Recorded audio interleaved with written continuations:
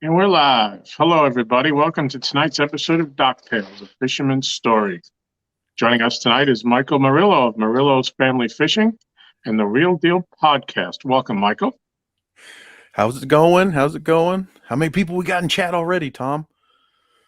31. Actually, they were stacking up when we came in. Well, that's pretty crazy because actually 31 is one of my favorite lucky numbers. I actually wore that number when I was an ice hockey goaltender. You played ice hockey? Yeah, because I Wow. filled that net. I filled the net, and my feet were a little bit quicker back then, and I could really do it until I started playing with some guys that ended up in the NHL. And then I'm like, yeah, I don't even know why I'm out here. So was it kind of like the Mighty Ducks at the beginning? Or they have to like tape you to the net or? It really wasn't. I wasn't afraid of getting hit in the head. And then after a while, I started to like it. And then That that's explains a when I lot. realized I got problems. But it was really fun. It's an amazing game. If you Yeah. haven't gone to see a game live, you should do that. And Yep. if you are physically fit and very young and flexible and can recover from lots of bruises and such, give it a try. Sure. But I'm well past that now. I actually haven't played a game in 20 years. Wow, Yeah. 20. The last time I played, I was 25. I don't think I could survive an hour and a half anymore. So I think the last time I played hockey, I was about 16, maybe 17, and I tore ligaments in my ankle playing church league basketball. And the doctor said I would be better off had I broke the ankle rather than tore the ligaments.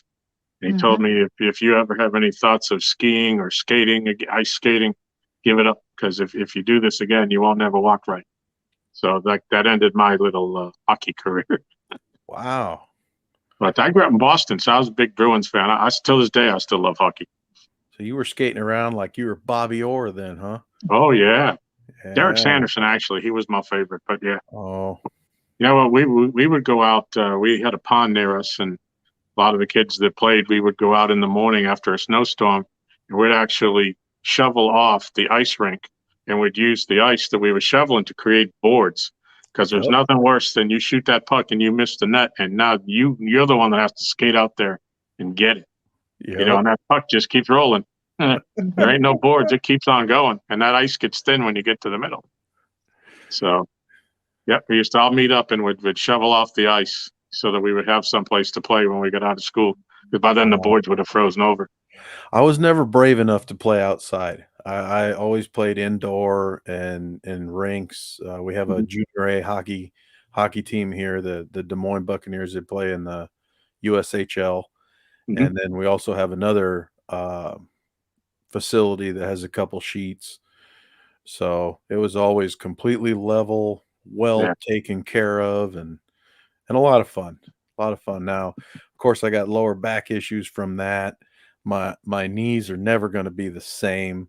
yeah, Been hitting both knees by hockey pucks. yeah. Uh, Certainly had some sort of a concussion one time because I went 9 days and I didn't realize that a whole week had went by. Um, but the doctor convinced me that it did. So had some Oh, fun. Still have that mask too. huh. The the center bar Oh, yeah, was yep. was bent in and actually hit my nose and scratched my Oh, nose. But wow. and it was my one of my best friends who shot the puck because during practice, no matter where he was, I was like, okay, fire one at my head because if I ducked, then I didn't have any business still being out there. Wow. So like I said, I started to like it. Probably part of what's wrong with me right now. Yeah. And everybody, yeah, see, everybody seems to laugh and enjoy what I have to say. So, Yeah. maybe taking those pucks in the head was a good thing. I remember when I was real little, growing up in the actual city of Boston, we would every time anybody found an old seat cushion, we'd be cutting goalie pads out of it and using belts to strap them to your legs and using Yeah. 2x4s and chicken wire to make nets. And every time a car came, you had to pull them out of the road and then pull them back out after they were passed by. That was some of the greatest days. Yep. That's Wayne's World. Everybody would go outside and play, and Yep. they'd yell car. Yep. And in the movie, everybody thought it was funny. I'm like, that's serious stuff. What do you mean funny? It's not Yep. comedy. That's real life. We were doing that in 1970. All right. Why don't we get a hold of the chat? Let's see who we got in chat tonight, Jodi. Yeah, let's get this show started. All righty. Do you want to And call them out? Do you want me to call them out? Have you called the show out and who your guest is yet? Yep. Yep. Did he? Yep. We went right through that. We went right through that and into our hockey stories. You better lay off the Red Bull there, Jodi. Yeah. Jodi did not get a nap in, she said during our pregame warm-up, but she did slam a Red Bull. Yeah. So Tom and I have promised her that we are going to carry this show forward, having laughs along the way until the Red Bull wears out and she falls asleep. I mean, I'll go like this. And we just act like that, like a lot. Whoops, I bonked that. Well, in case you did miss it, Jodi, welcome to tonight's episode of Dock Tales, a fisherman's story. Joining us tonight is Michael Murillo, Murillo's Family Fishing and the Real Deal Podcast. Welcome, Michael. It's a pleasure to be here. I cannot begin to tell you how nervous I feel, because in all this time and in all this chats and all this fun that we've had for what, 2-3 years, maybe now, maybe more, I don't know. Whoa, wait, Lauren's going to be 6 next week. That's really when it all really ramped up, because I was here. It was a different chair. I was here and I was rocking Lauren to sleep as a baby. Yeah. So that's when I really started focusing that much more on YouTube. And I had watched the GOATs. That's what I like to say, the greatest of all time. I had watched Muddy River and Catfish and Carp and Steve Douglas. You know, when it all started, I was like, whoa, these guys are awesome. And I'm learning from them. And now I've actually already befriended 2 of them. And I don't know if Luke will be in Kentucky next month or not, but if he's there, then, you know, I gotta befriend the 3rd of the 3 legends there and complete the circle. And of course I have other, you know, awesome friends along the way, Kevin and Elston, and then even my cousin, the Mexi Cat, who is still out there. Just throwing it out there to everybody. Watch yourselves. He's still out there. He's still got that sense of humor. You know, he's watching, even though he's not watching. But I've been wondering. I haven't seen nothing from Mexi Cat. I was wondering if he was on a secret mission deep in the jungles of Bolivia or something. Well, it's all classified information, and I can't talk about all of it. But I can assure you that I have seen him at least once a month. We did go fishing, which we skunked, if that helps Chunky feel any better.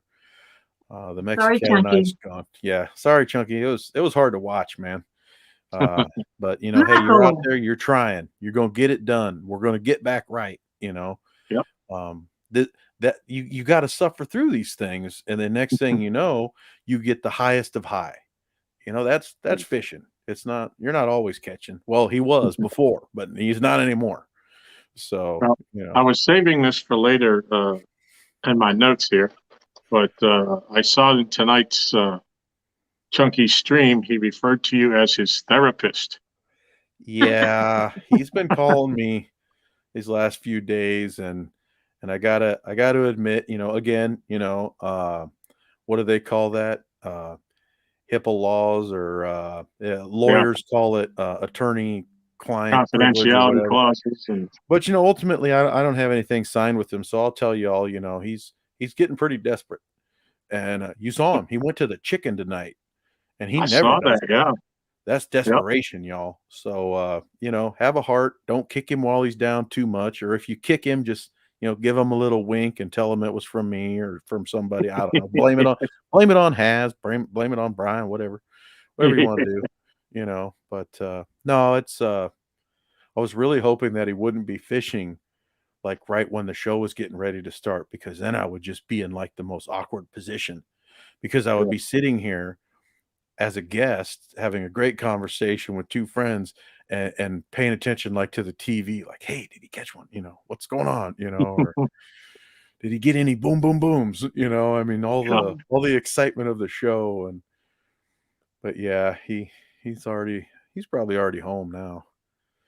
Well, since we're talking about Chunky, let me ask you, how does it feel to have been fired and rehired by Chunky more than Billy Martin was fired and rehired by George Steinbrenner?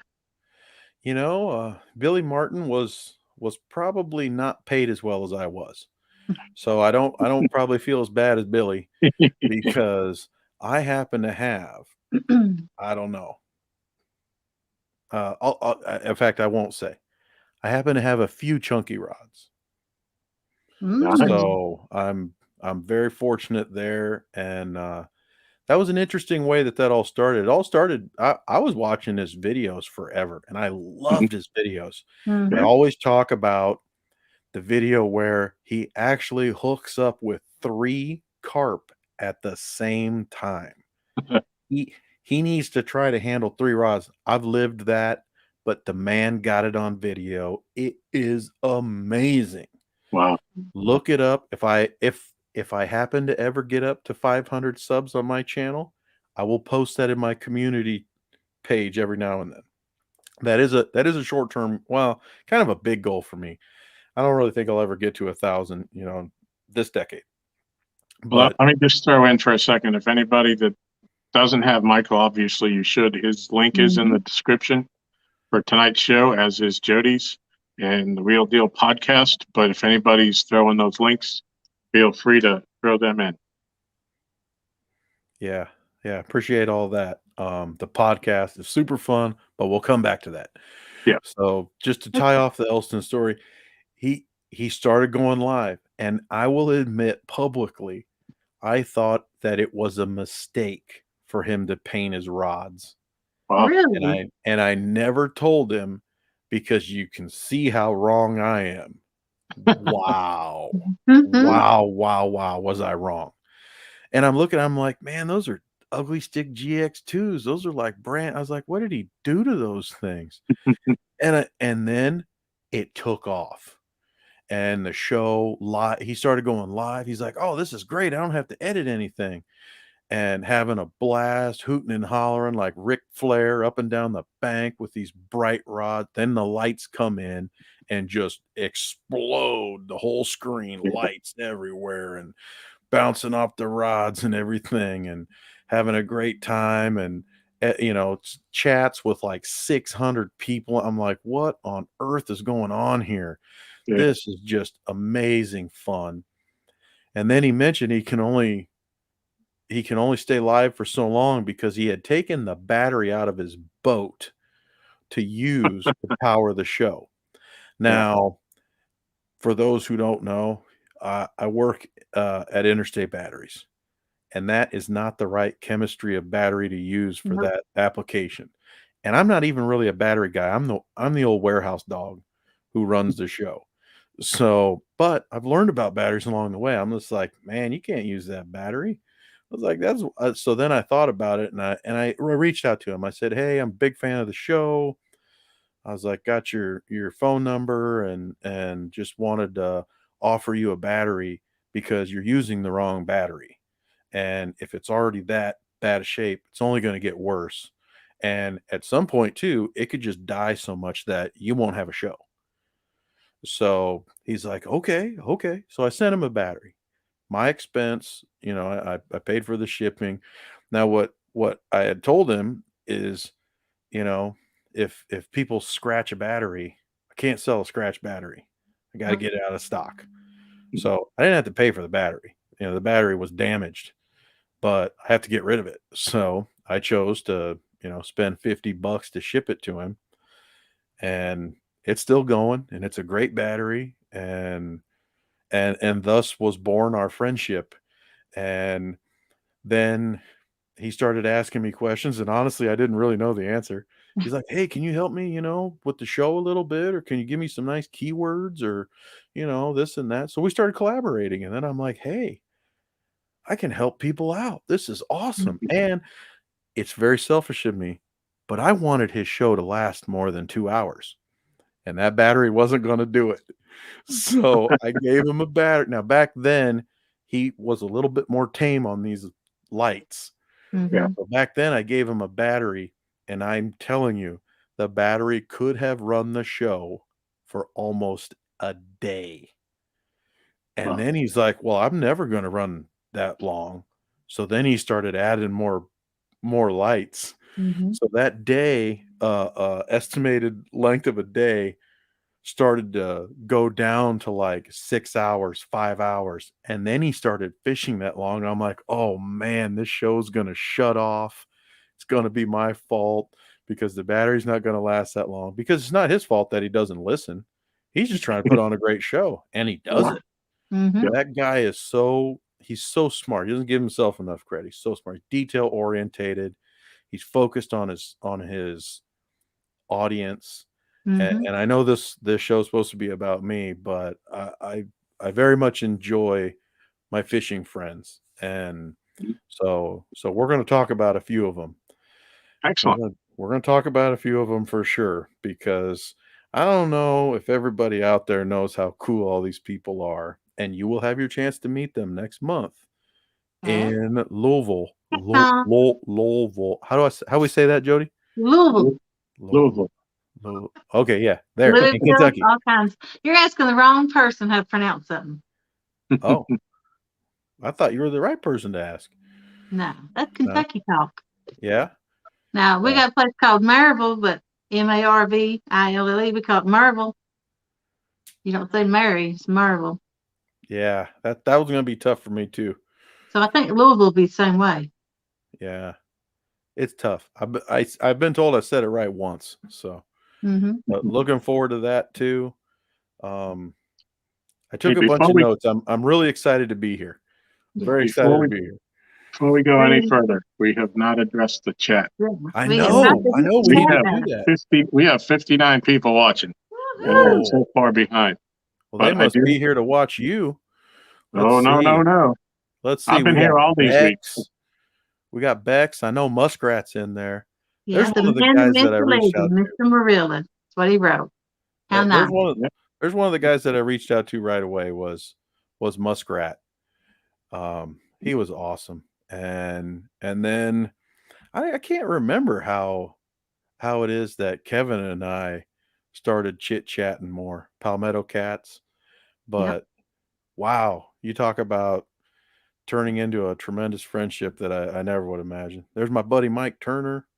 All right, you guys rattle them off. I'm gonna take a drink here, and I'm gonna mute myself so that way I don't talk over you. All righty.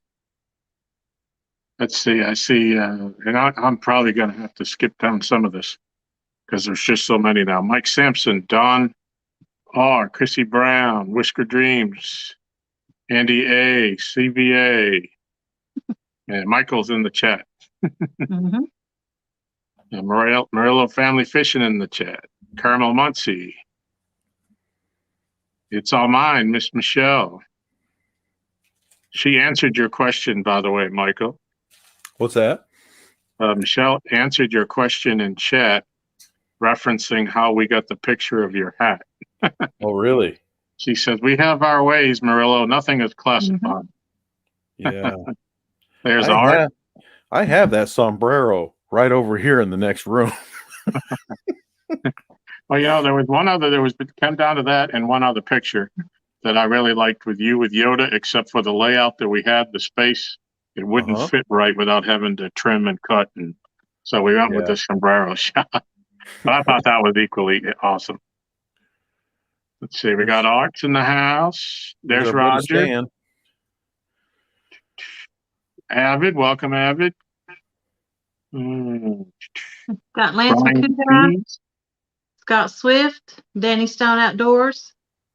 You got Michelle, CBA, David Smith, Don Dale R, Bluefoot, Chris Everett, Chunky Cats, of course, is in here. David Smith, Chrissy Brown, Joey Seward, Freddie Freddie, Cat, really, Brad Cadell, Mike Turner, Tim Donna, Catfish Stan's and in Crappie. here. Hey, Stan, how are you Hey, tonight? Stan. Great to see you this morning. Right before the show, I got an email from Mad Cats with a coupon code. Yeah, 10% off. Yeah. Yeah. And you know me, I just need a reason. Any reason will do. They have a new rod coming out. It hasn't been released yet, the Smash, and it's purple with the fluorescent green wrappings around the eyes. And I'm waiting on that one. They just haven't. They've got pictures up on it, but it hasn't come out yet. And that's my next purchase. I See, think Kevin's I want in a the white house. ghost. Yeah, the ghosts are nice. Anything that says ghost in it, I'm just kind of interested in it. Although I'm not like a ghost chaser kind of guy. Yeah. The first fishing rod that I ever bought for myself was gray. And I still own it. It's still in the vault downstairs. And I called it the Gray Ghost. So when they made that rod and it was called the Ghost, I was just like, I think I need to have it. See, all I need is a reason. Yeah. Yep. Well, Aaron has one of the blue ghosts, I believe, that they have, the Mad Cats. Yeah. And that's mine now that we've kind of got into since we do so much of the night fishing. They have those rods that are set up to glow in the dark. So now basically everything's picked by what'll look the best. You know? See, All right, we got are. Valerie Irwin still in the house. Rico, Local 336, Buck Williams. If you didn't hear Michael, Kevin's in the house. James Kirkpatrick, Lisa Elliott. Welcome, Lisa. You know there's an easy way to this, don't you, Tom? What's that? If you go up to the top of the list, Yeah. and you hit those three dots, it'll say participants, and it puts them all in alphabetical order. Really? Yeah. Oh. And it's just a list of people. You don't have to scroll. Up top where it says StreamYard? No. To where it says top chat, there's the three dots. You hit that, and it says participants. I don't have a top chat button. Yours may say live chat. Oh, are you looking at it on a different device, maybe? Yeah, I'm not showing that on mine. I'm showing a time live, 22 minutes, 36 seconds. Okay. And then how many people we have. Why don't I just go through them real quick then? Yeah. That way we don't miss anybody. And these are just the people who's in chat, not the people sitting back quiet. But you got Two Stands Fishing, A1 Fishing Family, Andy A, Annette Morgan, Art the Fart, Avid, Backwoods Mindset, Big Slim 91, Brad Cadell, Carmel Muncie, Catfish and Crappie, CVA, Chris Everett, Chrissy Brown, Miss Dana Parker, Danny Stone Outdoors, David Smith, Don R, Down East Tackle, Fat Boy Eric Fishing, Fishing with Big Mike, Fishing Local 252, Fishing Local 336, It's All Mine, James Kirkpatrick, Joy Seward, Lance McCouguy, Mad Catter Catfishing, Mike Turner, Mike's Fishing Home, My Kitty Whiskers, Muskrat Adventures, No Real Loss, Outdoors Addiction, Palmetto Cats, Potomac River Monsters, Richard Summers, Scott Swift, Tim Molina, Uncle Lou, Valerie Irwin, and Whisker Dreams. All right. Welcome to everybody. I like this method. That was the fastest. That was the fastest 60 participant call out I've ever heard. That's because of the Red Bull. And I got to tell you, I like the Red Bull then too. All right. I machine gun right through that. Yeah, we just made some refinements to the show, and they're good ones. This show. Yep. Now we just hit 71. Oh wow, 70 people. This might be the highest we've had, Michael. Wow. Well, I got to say I can't monitor it all the time when we're talking, but I think 71 is the highest number I've seen. There may have been more, but as far as I know, if we give stuff away, we might crack 100, Tom. Yeah. Yeah. What other of Aaron's rods you say you got over there? We can give them away. Well, he took all of his rods except for one out of here. I got one that is sitting in the corner. Oh But we man. can probably throw it up. Oh gosh, he got ahead of us already. I knew I wouldn't catch up with him. I was thinking about this ever since Jody's like, "Hey, you think you'd want to do the show?" And I'm like, "Well, what day is it on?" And she said Wednesdays, and I'm like, "I don't do anything on Wednesdays." And that's not always true. And Tom called me out on it. He's like, "Hey, are you guys doing your podcast today?" And I'm like, "No, we do it on Tuesdays, but that way we have Wednesday if we need to punt, because you never know, life happens, people show up, Right. you know." Kevin's big time, y'all. You know, he dropped me like a rock for a week because Kayak Catfish came out to fish with him, and I'd have done the same thing. I'd have been like, "Sorry, man. Sorry, man, I gotta go fish and catch monsters on the bank." The guy, I mean, how big was that fish that Kevin caught? It was like 50-pound blue, like right there on the bank. I'm like, how'd this happen? You know, it was awesome. I loved it. And it made me love the podcast that much more. You know, they say absence makes the heart grow fonder.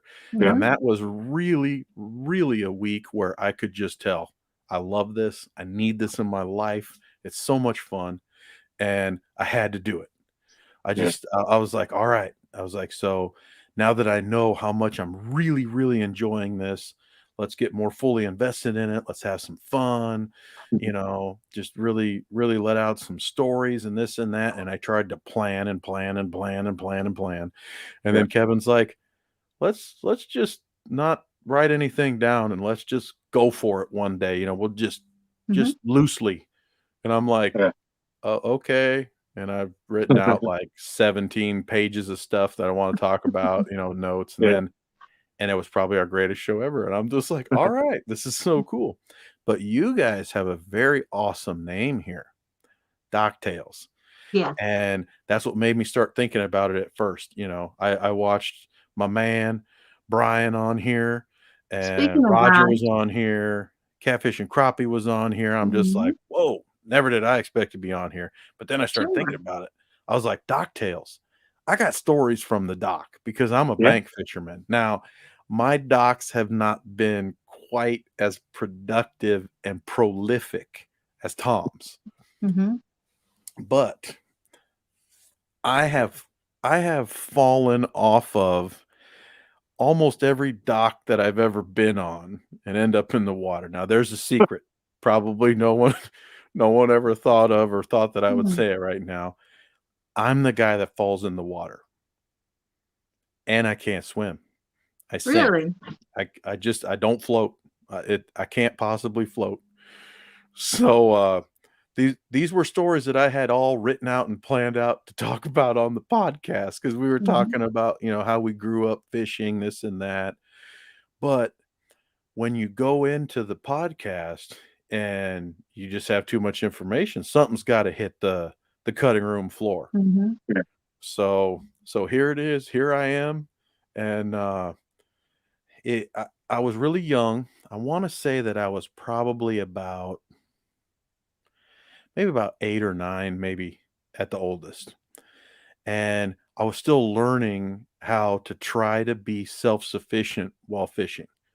So even if Grandpa didn't want to give us any night crawlers to use as bait, or didn't want to give us any, you know, corn to use as bait, we would still go down to the dock and we would practice casting just so that way we would get better at it. And then we wouldn't get yelled at for casting across all the lines and, you know, just get some good practice in. So the dock had bench seats on it, but it wasn't all the way across the whole dock. There were gaps in between these wooden bench seats. And I thought I knew right where I was. And I'm casting out and I'm walking backwards and I'm reaching back with my hand to try to find the seat. And sure enough, one time I didn't find any seat. And I still kept walking backwards because I didn't think about it. And by whoosh, I was in the water. Now, another Murillo family fishing fact is that Tone is the standby diver. Tone, my aunt, is the Mhm. standby diver, and apparently, my Aunt Bertha and my Aunt Janice are not, because they were just staring, and Mhm. Tone saw a big ripple, and she's looking around, and she's like, "Okay, everybody's here except Mike." So Mhm. I remember Toad jumping into the water. I remember getting grabbed by the collar of my shirt and being yanked up to the water. And then I also remember that I couldn't get myself out of the water. So Tone actually walked me through the water and up the bank until finally I was in enough, I was tall enough that I could stand Yeah. up and just walk myself out of the water. Mhm. And Grandpa's funny addition to this story is that the owner of that resort came over and he's like, "Hey, Louie, you got a fat little grandson?" And he's like, "Yeah." And he's like, "Well, the little SOB just fell in the lake." He's like, "He's over there shivering." He's like, "Oh," so they put me in the shower and try to warm me up and this and that and everything. And I never learned my lesson. I think I Mhm. fell into that lake was called Lost Island Lake. And even though I was in the water, I didn't find the Lost Island. But I think I fell in that one 3 times, and we fished a little 3 times. yeah, never learned my lesson on that lake, Mhm. and I slipped on a rock. When a rock is green and looks kinda Yeah. slimy, Uh-huh. Mhm. shouldn't Yep. step on it, Yep. No. and, You avoid that rock. yeah, I didn't. Mhm. Um, our local lakes here, I know one lake we fished a lot. I fell in there at least 2 or 3 times that I can remember, and I mean fully submerged, in the water. I was able to stand up that time and get myself out of there. Um, sometimes you see cartoons and there's like someone under the water and they're like in a scuba suit and they're Mhm. Yeah. walking along the Yeah. bottom.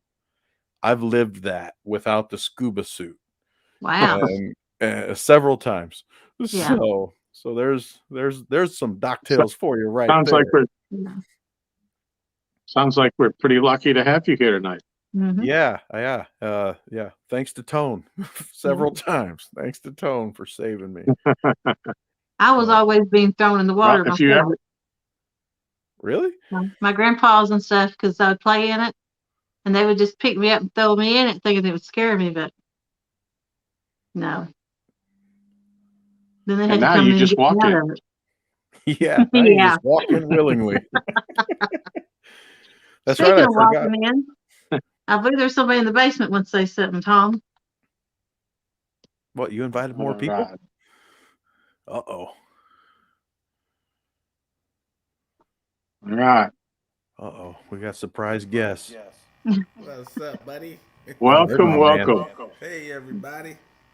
I just came up What's here going for on, a Brian? second. And ain't nothing. I just wanted to come up here for a hot second. This Murillo show. But I just wanted to come up here and say he is the top agent in the catfish community. Yep. Chunky fired him. He got picked up, and he is not lost anything because he's on the best team now. Look at Chunky and look at us. I'm going to say us. It's not about me because he represents a lot of people. He gives us a lot of information and he helps us out. Murillo is A1. Yeah, I've been That's thinking for about sure. another email. Emails, the invoices. One day Chunky's going to just slip and he's just going to have to pay it because and we're going to get paid. If you two won't do it, Chunky will. Well, that's kind of what I was going on. As I was going to ask you, I heard that you are the super agent to the catfish community. Can you tell us some of your clients? Uh, we got Brian there. And I've been trying to encourage him to change his name to like Brian's Championship Fishing. Something like Yeah. that. We got Haz. I am also a special agent for Two Stands Fishing. I am S4. That's my designation. Yep. Yeah. I think we got an echo coming from you, Brian. Really? You got like volume on your phone or something? I collaborate quite a bit with Art of the One Ton Fishing Club, but I wouldn't say that I'm his agent because he's bigger than me. He might be my agent or my bodyguard or something. Yep. But, Y'all might got feedback from me, but I just wanted to come up here for a hot second and say, Yeah. Murillo, I appreciate you, buddy. Oh yeah, Be back in chat. appreciate the collaboration. Got you. We Jump out of here, so I don't want no feedback. we who communicate with each other a lot via text message, phone calls, whatever, FaceTime, we just really have a need for the fun. I mean, think about how much fun we've had with YouTube and this community over the last handful of months, handful of years, and it really means a lot. So still have a lot of fun with Elston and having a blast collaborating with Kevin. Got to meet him in Kansas City. That was fun. And CatCon was not what I expected it to be. It was so much more. So seriously, if anyone's thinking about that, do it. Hop in the vehicle and show up. All the YouTubers were hanging out right by me, and I was trying to watch over the Fisherman swap shop. Yeah. So that's an interesting opportunity for anyone else who's addicted to gear. I think that Kentucky may really take that to another amazing level. So that'll be super fun. But then I was just trying to like keep all the YouTubers by me. It's like, hey, you guys can just hang out right here. Let's talk all day, you know. So we had a great time. And Michelle yeah, said definitely. Tom and Jodi need an agent.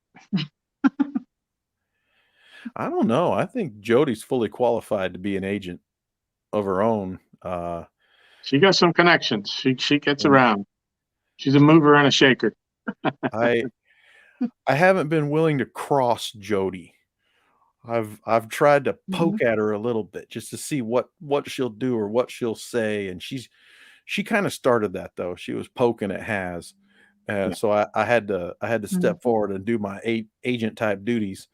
But we had an interesting chit chat earlier today where I let loose some other little factoids about myself, and since this is an interview about me, I just completely honest, open book about anything, and it was really nice that you all were just like, hey, do you want to talk about this or do you not want to talk about that? And honestly, I kind of expected Lauren to come down the steps and join the party because she says that every night. She's like, I'm coming downstairs as soon as Mom falls asleep. I'm gonna come downstairs, and she's amazing and an amazing angler. I think at 5 she's better than I was at 10 or 12.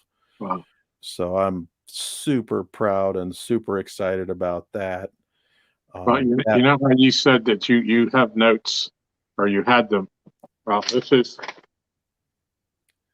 what I have for tonight. And one of my questions was we're about already at 40 minutes, and I haven't even touched but 3 things on my notes. So we've been going for a while, y'all. Hey, you got a comment in chat saying from G Style Fishing, Michael needs to bring a rubber ducky anytime he's close to the dock. Yeah. It might not be coincidence, but Lauren has given me a rubber ducky. Really? She doesn't know about all these stories, but I don't believe in coincidences. So should you make it to our dock, it's only about 2.5 to 3 feet at the very end. So if you do fall off, you can stand up here, and there's very little current. So I can fish that dock then. Yep, I'll fish that dock. I want to fish that dock just so I can catch your carp buddy down there. Oh yeah, man, he's a beast. He looked big.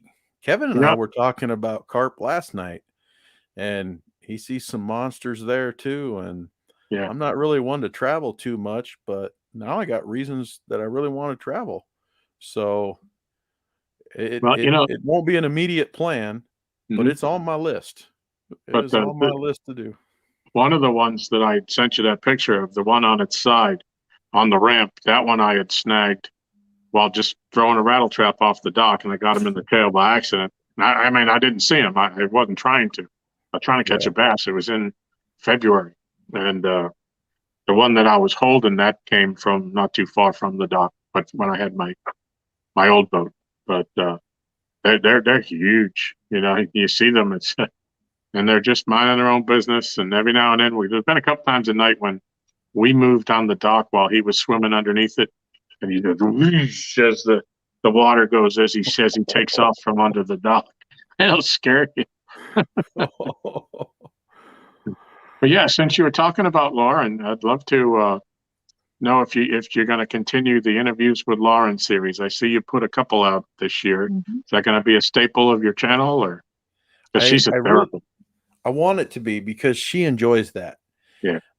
I never knew that when her mom dropped her off at preschool last year, that they would always do something on Snapchat. And then I would take a few days off here and there. Not many. I'm kind of, I don't know, wired to where it's like you go to work, then you go do everything else. You go to work Mhm. and maybe my day doesn't feel quite right, or I take time off and I just fish every possible minute. So take time off, and it's like, well, then you take her to school and then go fish. I'm like, that's fine. So I take her to school, and she's like, hey, can we do something fun? And I'm like, I don't Snapchat. I don't have that on my phone. I don't even know what that is, you know? Yeah. And she's just like, well, interview me then, like Kevin does on his show. And I'm like, oh, this is a good idea. And so then we started doing a few of those. Well, if I take a week off, you can generate a lot of little video clips. I try to keep them to 2 minutes or less just to have Mhm. some fun. Yeah. And she's like, I got my next topic. I got my next topic. So maybe I've watched too much YouTube with her. Maybe she'll turn this into something really cool in the future. I don't know. The kid is driven, she's amazing, she's hilarious, and She sure is. Yeah. she's already so much smarter than me in certain ways that I don't think that way. And I wish I did. You know, kids are so innocent and so little, and oh yeah, Mhm. she'll work for Uncle Roger. Oh yeah, she will. Speaking of Uncle Roger, I told her, I'm like, hey, you can't tell a little kid something until it's really close to happening. So I told her, we needed to be good this month. There's something really exciting at the end of that month. And it was Roger's kids tournament. Mhm. And she's like, I could do that. And because she would watch Iron Cat tournaments on Palmetto Cats. She's like, I can be in that. I'm like, well, this one's just for kids. She's like, I'm a kid. I'm like, yes, absolutely. I was like, Oh, I'll go there. I'll get it all set up. I'll get all the rods ready for you. I'll be your bait guy. She even said it. I'm telling y'all. She's like, you're gonna be my Joey. I'm like, yes, oh, how Yeah. yes, I cute. will be. That's And awesome. so I took different baits, hoping I'd try to, help her catch the smallest fish and maybe get a chance at the biggest fish. And it was a great time. And then it got a little bit hot. She started just playing in the water, sitting in the water, throwing water all over. It was hilarious. So much fun. But she truly believed that it was her tournament and Roger ran it for her. Mhm. So she's like, you need to send Uncle Roger a thank you because he did really good running my tournament. And I'm just like, but how do you talk a kid out? If they believe that, that's Yeah. how it is. Wow. Yep. Mhm. So much fun. Can't wait for that to happen again. She's totally ready. Right now, all of our water's frozen Yeah. and more snow is coming on Friday. They said we might get 10 inches. It might snow in the morning, give us a little break in the afternoon, and then snow during the night again. So give us 3 to 5 inches during each of those two segments. Might snow more on Saturday morning. It's like, oh great. So Yeah. we all just got cabin fever over here right Mhm. now. And she really does want to sneak down and talk on the podcast. I want to sneak down and talk about fishing. I'm like, I get it, Lauren. But you're supposed to sleep because you have school tomorrow. Yeah. Mhm. Well, maybe we can get one set up in the date, like on a weekend or something. where You she never can come up. know. You never know. And then sometimes she freezes. Yeah. And she just doesn't really have a whole lot to say. Mm-hmm. I would think that I might want to like maybe go to work in my office where she doesn't know that anything else is out there or something, and Yeah. just kind of contain her. But Mhm. here, there's toys everywhere, and she'd look over, squirrel, and then she'd be gone. But Mhm. Well, I was yeah, kids replaying. are fun. I was replaying a couple of them earlier tonight. While I was getting my notes together, and I was playing the one where she was yelling at Elstan, and Michelle just happened to walk in the room, and she burst out laughing. Yeah, she doesn't understand. Well, she doesn't get her hair cut very often, and her hair's so long, she just gets the ends snipped. So when she saw Yeah. that, the clippers, and I've never taken her with when I get my hair cut, so she doesn't have any Mhm. understanding of it. So she literally thought that Uncle Elston was, gonna scalp Has, and that it would hurt. So Yeah. that was a very emotional week, and she even told me she was crying. I mean, legit She looked upset. Yeah. gigantic alligator Yeah. tear crying Wow. that week. And she's like, get rid of those rods. I don't want them. I don't want to see them ever again. And we're talking about chunky rods that Elston has sent to her. I'm like, Lauren, let's just go talk about something else, or let's go watch a movie or something, because you're really upset about this. And it's tough for a kid. They live in that moment that much more, and they think Mhm. that moment is like final. Yes. Like, his hair's gonna grow back in like 3 weeks. That's how guys' hair works. And she was sobbing, like struggling to breathe, Wow. just, oh gosh, it was horrible. It was so bad. And Wow. and then she got over it. And then she didn't get over it. And then she was over it again. And I think she's still over it now. But we're stuck inside. She can't fish. Yeah. What Yeah. about the little one, Leia? Oh, Leia did get out, and she did catch some fish this year, and she's very excited. She wants to do more of that. So for Christmas, I bought them both whisker sticks. That's the Whisker Seeker tackles, Yeah. Mhm. small. Technically, it's an ice rod. Right. Nah, for me, I'm considering it like an awesome Doc Demon Yeah. kind of rod. And so they're both ready. They're ready to go, and I'm ready for them to catch bait for me. So I'm very excited about that. I have a bait cooler.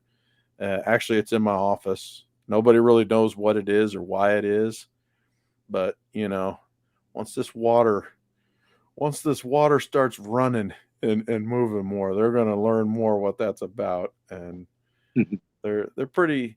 It was a very unique experience trying to understand it all too, because the whole time I'm thinking I could also bait fish while they're bait fishing. No, not possible. Yeah. Kristen's trying to keep Leia going. I'm constantly fixing messed up line on Lauren's rods. Then I realized I need to take more rods, because when they Mhm. mess up that line, I need to keep them fishing. Otherwise, they're standing there and they can't fish and they're frustrated. So then the Yeah. frustration level keeps advancing. At first, I thought, great, one rod for everybody, no problem. Nope, not good enough. So I've definitely been learning how to fish as a father for the last 2-3 seasons. I took Lauren, and she wasn't 3, and she was close to catching fish a few times, but then she did finally catch fish when she was 3. And even at 3 years old, this girl's a dynamo. She hooked and reeled in a 13-pound carp, and then Wow. handed me the rod. And she said, "You hold it right there." She went, got the net, and netted it herself. I'm like, Wow. Neat. whoa. I was like, I wow. hope you got that on film. she's determined. Well, Mhm. it's several little pieces, and that's also, and it's really bad angle because I had to help hold the rod tip up because Yeah. otherwise that fish was just, putting that rod tip right into the water, and she wasn't going to be able to fight it very effectively. So since then, probably the best fight that she had was probably with a buffalo. We were fishing with Spencer Bauer, and I was throwing a lure, and something just crushed it. And she hopped up there to take the rod, and this buffalo just worked her all over. She even took a break after she landed the fish. She sat there. She's like, "Okay, Trish can catch the next one." Trish, my sister, and Yeah. and then later that night, she caught a channel cat that was over 9 pounds. So we have That's great. some other goals for her in this coming year. She definitely wants to catch flathead, and she wants to catch crappie, and she wants to catch walleye, and she does say that she wants to catch a bigger wiper, a hybrid. Yeah. So might be something that I'm gonna again need Spencer's help to try to target that, because he's really good at that stuff. And And he's her favorite angler, right? absolutely, still, I mean, we'll just say it honestly, she fell in love with him years ago, and and is still very fond of him. That definitely is her first love, and and we all know first love is powerful love. So Yep. you know, I don't yeah. see any questions in chat. Well, that's good because I just hyper babble. If you guys haven't figured that out yet, I just start talk, talk, talk, talk, talk, talk, talk. Mhm. Tell me more about these notes, Tom. What do we got? Let's see. That look good. Was that printed? Yeah. Did you print that off?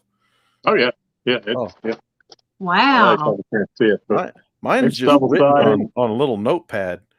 But you Yeah. know what? You've skipped and cut through like everything I had written here. Yeah. You've touched on little bits of everything I have here. Good, good. I like to move all over the page too. I don't like to just do things right in order. Strange, I know, Yeah. but I find it effective for me. Hey, Well, let's talk I have a- about gear.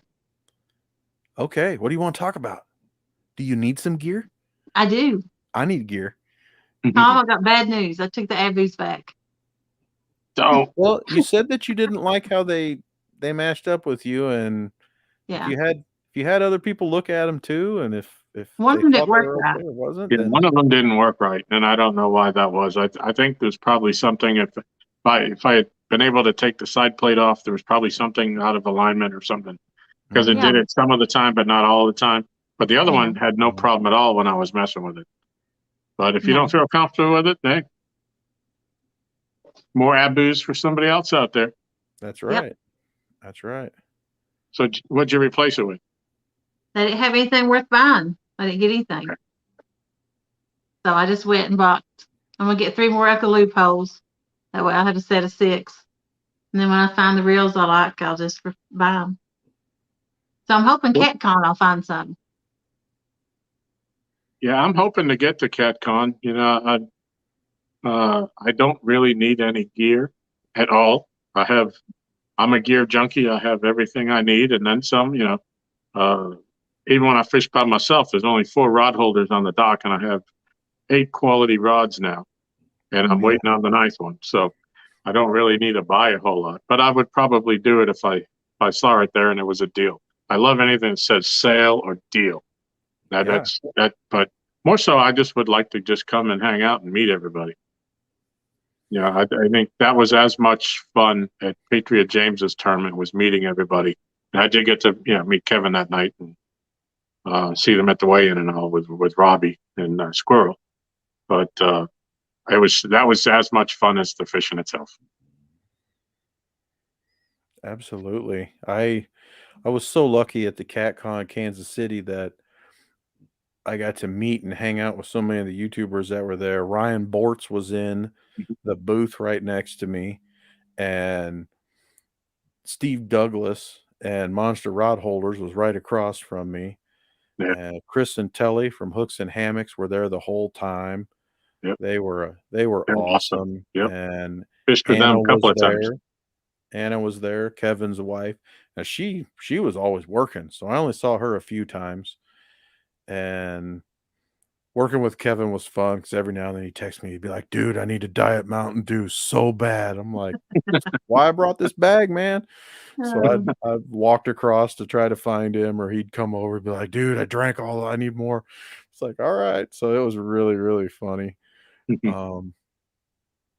Hervé was so cool. He came over and took a break, and we just sat there and we talked about our kids, talked about, kids growing up and this and that and everything. And it was really, really cool.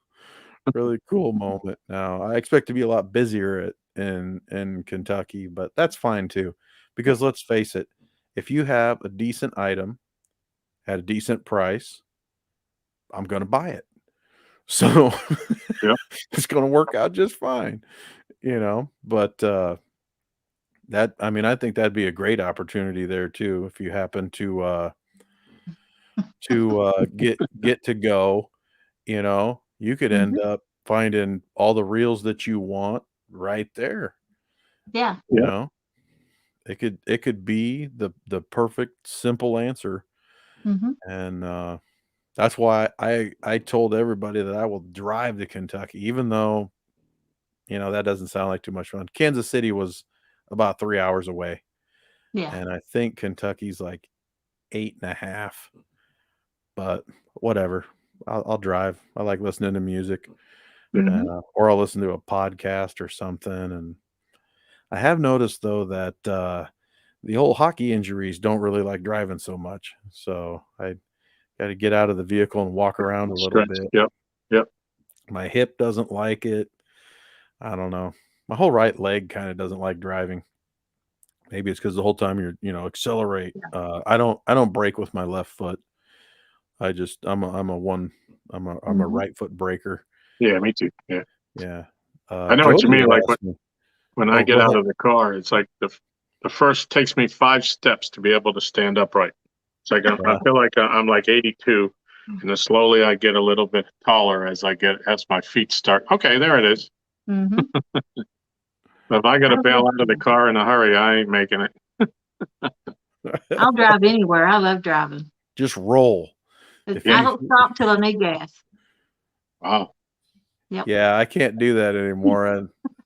I don't know. Maybe my span just used to be like I could go like 3 or 4 hours without having to go to the bathroom, and then it just keeps shrinking. But I drink coffee and tea all day long. Yeah. Every day, all day long. And I don't go unleaded.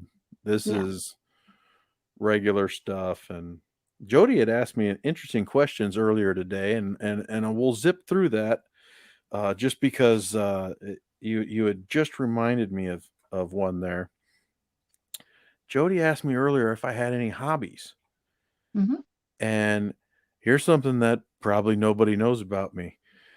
I have been involved with, or running, or competing, or however you want to say, in online simulation racing since the late 90s. And by that, I mean IndyCar and Formula One race car games. Wow. But organized leagues, organized schedules, points, this and that. And I would say probably 8 or 10 years ago, I was pretty good. Not great, but pretty good. And you have kids, and you run short on time, and you don't practice as much. But I have an amazing racing wheel and racing pedals at my computer because my brother bought them for me. Yeah. And so they're like made out of like aluminum and all this other cool stuff, and all these switches and everything like that. But as I got older, I stopped playing Madden and NCAA football and just sort of stuck with the racing. But You a Hawkeyes fan? Oh yes, big Hawkeyes fan. And And sadly, I never attended the University of Iowa. I would have attended Iowa State had they offered me a scholarship, but they said I had to apply. I didn't understand that at all. Yeah, right. I I had offers to college and I didn't apply. Yeah. But when I was younger, people thought highly of me and my mental capacity. So in certain areas, now I did tell Jodi, and I can't really think of any other way to say this. I did tell Jodi I'm quite a smartass, and Yeah. Yep. but I try to defend myself when I say that because hey, you got to be smart Yep. to be a smartass, and so yeah, when I was younger, I had an offer. Actually, some people may enjoy this. I had offers to go to the University of North Carolina, and I never Oh, understood why. I was like, I didn't call you guys. I didn't do anything, and they're just like, oh no, you're on our list, and so some really interesting phone calls back then. Um, the other one that I really enjoyed was that MIT called me. oh, wow. And now the only problem that I had with that is it's too Mhm. far away from my mom. I'm not gonna live over on the East Coast when my mom lives in West Des Moines. Right Yeah. now, I live maybe 10 or 12 minutes from my mom, and I think that's too far away. Yeah. So I've been telling myself that. I've been in this house for almost, I don't know, I think I've been here for 20 years. So I told myself that every year for 20 years, but the I missed out a few times though. The houses right next to her sold, and I didn't realize they were for sale, but in that area around here, they're gonna sell in days, if not hours. So one Wow. of these days I'll move closer. That'll be good. And at one point, most of our family lived within like a 15 block radius of each other. Wow. So that was fun times when we were younger. Mhm. But back then you just walked everywhere. You were little, or you got older and you got a bike, and then you could go everywhere all the time. Yeah. And Can't do that now nowadays. now everything's so busy and everybody's all driving cars and everything. Mhm. And There's too many weirdos out there. yep, yep. I was paying attention to a few of those the last few days. I'm like, never seen this guy walk down the street. It's Yeah. like, who is this guy? And we did touch on sports, another thing on Jody's Mhm. list. Yep. Mhm. Oddly, I do. Some people don't think that I'm very big, and when I met some people at CatCon, I realized that I am a little bit bigger. I'm not nearly as tall as our buddy Art, Yeah. but and that goes to my next statement here. I only played 1 year of football, and that was a flag football year. But in that year of flag football, I realized that there's a whole lot of other guys out there that are a lot bigger than me, and they're a lot meaner than me too. Yeah. So that's In why I didn't flag play more football. football. Yeah, my mom is from Central Mexico, so they love sports, specifically soccer. Yeah. And so we did play soccer as a kid. That was important to our mom. And looking back on it, it was fun. I just at some point I decided I didn't want to do it anymore because I'm a big guy and that's a lot of running and I don't like it. And I did mention that I played some ice hockey, and Mhm. that was just some pickup hockey at the rink. We played roller hockey before that and decided to take it to the ice. That Yeah. was back during the Mighty Ducks era of movies, so to Yeah. speak. So yeah, I've been called Goldberg a few times, and Kevin sent me a text and mentioned that he had said it in the chat a few times, which I missed that. But yes, I had been called Goldberg quite a few times, and so that was pretty fun. But yeah, no, Uh, I, Jody, I you think asked me if I was in a club, and I have to say no. What kind of clubs were you wondering? Motorcycle clubs or kung fu Ooh, fighting, any kind. uh, I don't have the balance anymore, I would think, Mhm. to handle a motorcycle. Yeah. Nor do I mean, I guess a man my size might be in a trike, like one of those Yeah. big tricycle looking things, and And I'm 6 foot or 6'1" ish, you know, and I think that I'm usually somewhere, 325, 335. Right now I might be a few over that, but hey, winter's hard on a guy. Mhm. And cookies taste great. I know. It's the season for Christmas giving. I cookies are know. amazing. And Yep. Who's gonna pass up all that good food at Christmas and Thanksgiving and Halloween and now sometimes Valentine's Day? sometimes I have good discipline. Lately, not so much. Yeah. Not Do you see so much. Danny's comment there, Michael? Yeah. Well, that's good. That's good. I like that. I like those check marks too. Yeah, I'm yeah. jealous. I'm jealous when people chat better than me, and lots of people do. You also had one from J-Dog up here somewhere. Is Murillo ever going to be my BFF? Well, we kind of talked about that earlier today, and then He cheats on people. there Just was a tell me. few things said in the chat, and then I'm just like, yeah, I can't be his BFF. We were close though this morning to maybe exchanging phone numbers and sending goofy texts to each other. Earlier in I think it was Lee Evans Mhm. live, which I love that he goes live every day. I do too. Yep, Highlight of my day. I think Cody from 3+1 Outdoors put his phone number in there, so instantly I sent him a picture. Like, Mhm. it was funny. I enjoyed Yeah, I that. saw that. The number, and J-Dog Yeah. had deleted it, but all you do was click see deleted message, and there it was Yep. again. Yep. Yep. So I sent him a text, just let him know if he ever needed anything, that here I was. So that was pretty funny. I kept it for meanness. I'm gonna use it later. I like that though. That just goes back to talking about how much fun we all have, Yeah. and I don't want to sound mean, but let's be honest. There are some people out there that aren't fun.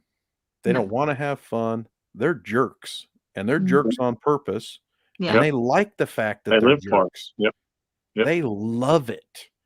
And while sometimes I may pull some jerky things, or sometimes I may try to Mhm. joke and not do it well and make a mistake or have to re-explain what I did mean, you know, I don't think that I'm totally mean like some of these people seem to be. So it's like, Nah.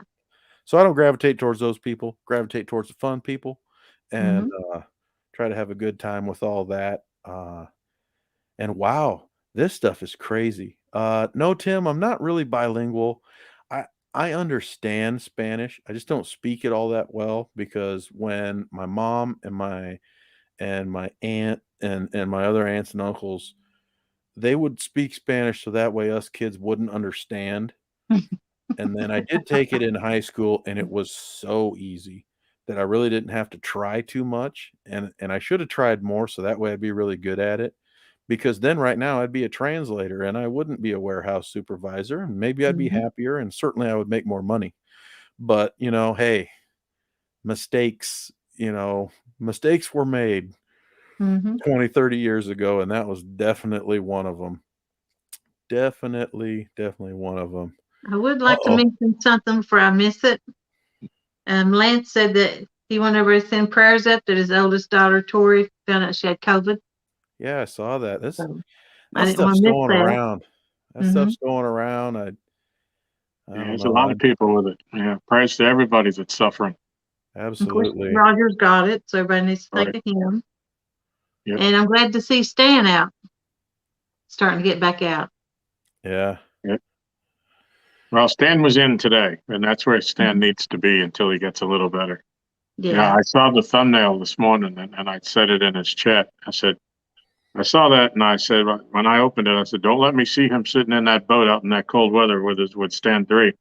I said, Yes. 'cause Yeah. I said, if you were there, I was going to drive to the ramp, and you were going to be in trouble when I got there. But I was glad to see him at home. It was great to see him with a smile on his face again. Mhm. Yep. Definitely. He's my Yep. buddy. He's too cool. Yeah. He is too cool. So, Michael, I hear that you have an interest in Star Trek and Star Wars. Oh, absolutely. Absolutely. W- Do you happen to have trivia, or am I to be tested? I can I Google don't. some real quick. No, I've been producing that for you. That's about as good as I get. All right. I Well, was just playing. my dad was a Star Trek fan, and I got to be honest with you, I don't think I've ever seen Star Wars. I'm 50, almost 58. I never saw it. And I only saw E.T. because my girlfriend at the time made me take her. But as far Okay. as space movies and all that stuff, it hasn't been my thing. Well, it's some pretty amazing stuff. Mhm. If you're willing to embrace it, some pretty amazing stuff out there. Now, we named our daughter Leia, Right. Princess Leia. Yep. Mhm. Amazing piece of the Star Wars universe, shall we say. And my daughter knows that she's in the movies. She's 3. And she's Mhm. like, "Hey, that's me." And she knows who Princess Leia's dad is. She's like, "Hey, that's you." I'm like, "That's right." You know, good, Stan. Good. We got to have you healthy, buddy. It's it had been so long that I'd seen or heard anything out of him. I even text Stan 3 this morning, and then poof, they were on the screen Yeah. Mhm. fishing. So that made me feel great that you could see both of them. And every now and then, Stan 3 has send me a picture of him holding some gigantic catfish. And I mean, if he could see my instant reaction, I'm just like, oh wow. And so I'll text back with him, and he'll tell me how much it weighed and tell me where he got it, and a little bit more of the details and everything. But that guy's a dynamo. Yep. Yep. So I'll Yep. tell you the extent of my my Star Trek knowledge. I know the guy that wears the red shirt dies. Is that correct? Or am I wrong about that? Star Trek? Yeah. Red shirt. I'm told that if the guy has on the red shirt, he usually dies in the episode. That's probably a pretty fair. I would say that's pretty fair. Yeah. And when you first said it, I thought you meant guy, but then you said guys like in that Yeah. episode, like plural. I'm like, more than one guy died, and it's like, okay, yeah. I recently put some stickers on my mug. Nice. Yeah, I don't know. Straight heat. I happen to find I noticed I grabbed a white mug, and that's difficult because then you need darker stickers. Yeah. But yeah, That's sweet. I'm very interested in this phenomenon, and I think that we should name it, because there's no such word as stickerizing, or stickering doesn't sound right Mhm. to me. Yeah. Um, you can say I stickered my mug, but then you always have to use it in that past tense. Yeah. So I think that we should create a name for this now. Jodi, I need to have a sticker. you are currently enjoying the Red Bull ride. So do you have a cool word for us that maybe we could use for this? Give me a minute to think of one. Okay. Don't put me on the spot. I did. Yeah, you did. Yeah. Yeah, Oh, just wait a give me. minute. We might have it here from the man Oh himself. my God. Now From the man himself. Mark, you're represented on both mugs, That's it. and we will get you Jodi's address so that way you can send her one for hers. You know, And, he hasn't spoke a word the whole time that he comes out with this. I saw him in there once before, Did you? but that is one of my favorite words, Yep, bedazzle. that's right. So I was thinking that's way up on my list, but lots of people do this, and you would be shocked. I have a little container, and it's full of so many stickers, and I'm like, I got to use these stickers. Well, Lauren has no problems using stickers Yeah. on all of her little tackle boxes and such. But under the weather, Mark, you were outside in the weather today. He was Right. ice fishing. I don't know if everybody watched that or not. He put a Yeah. he put a straight barnyard whooping on some bluegill there for a while.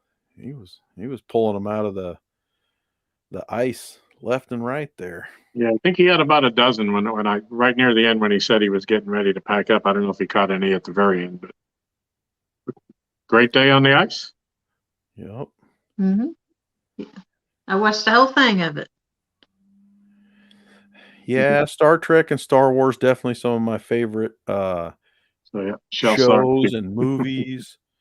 And something else I was going to mention when I was thinking of favorite shows and movies. Every month I rewatch Systems Thinking, and there are a couple different presentations on YouTube from Dr. Russell Ackoff, and he passed away like 10, 15 years ago. So there's another thing that people probably don't know about me. I'm always doing this not just for work, but for everything else that I do.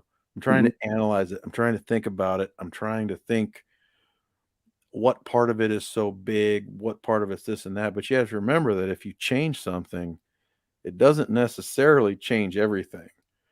And sometimes it's detrimental. Yeah. So some people will talk to me, Elston specifically, oh man, I'm thinking about the show. What do you think about this detail?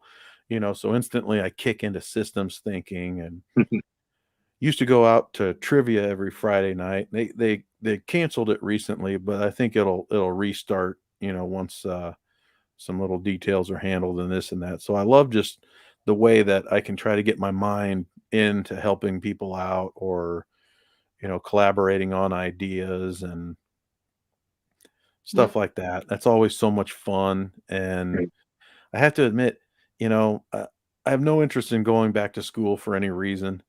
And whenever someone's like, oh, we're going to do this training or whatever, I Jedi mind trick them. And that's a Star Wars thing, Tom. Yeah. I wave my hand like that, and I say, I require no training. And then I just walk away.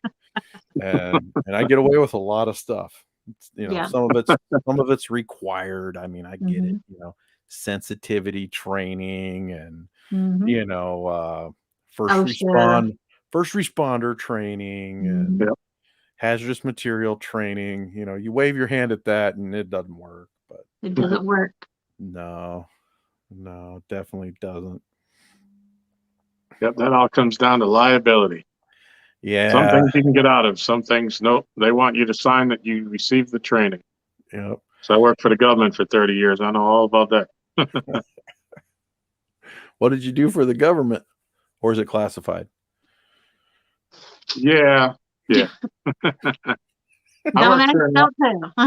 worked for one of the alphabet agencies. Oh, cool. So, cool. So then you do know what my cousin's up to. maybe. Nice. Nice.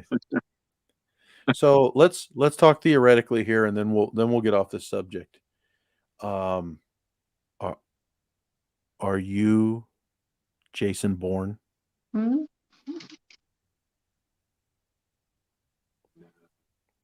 No. Okay. No, not that one. All right, just double checking. Love those movies.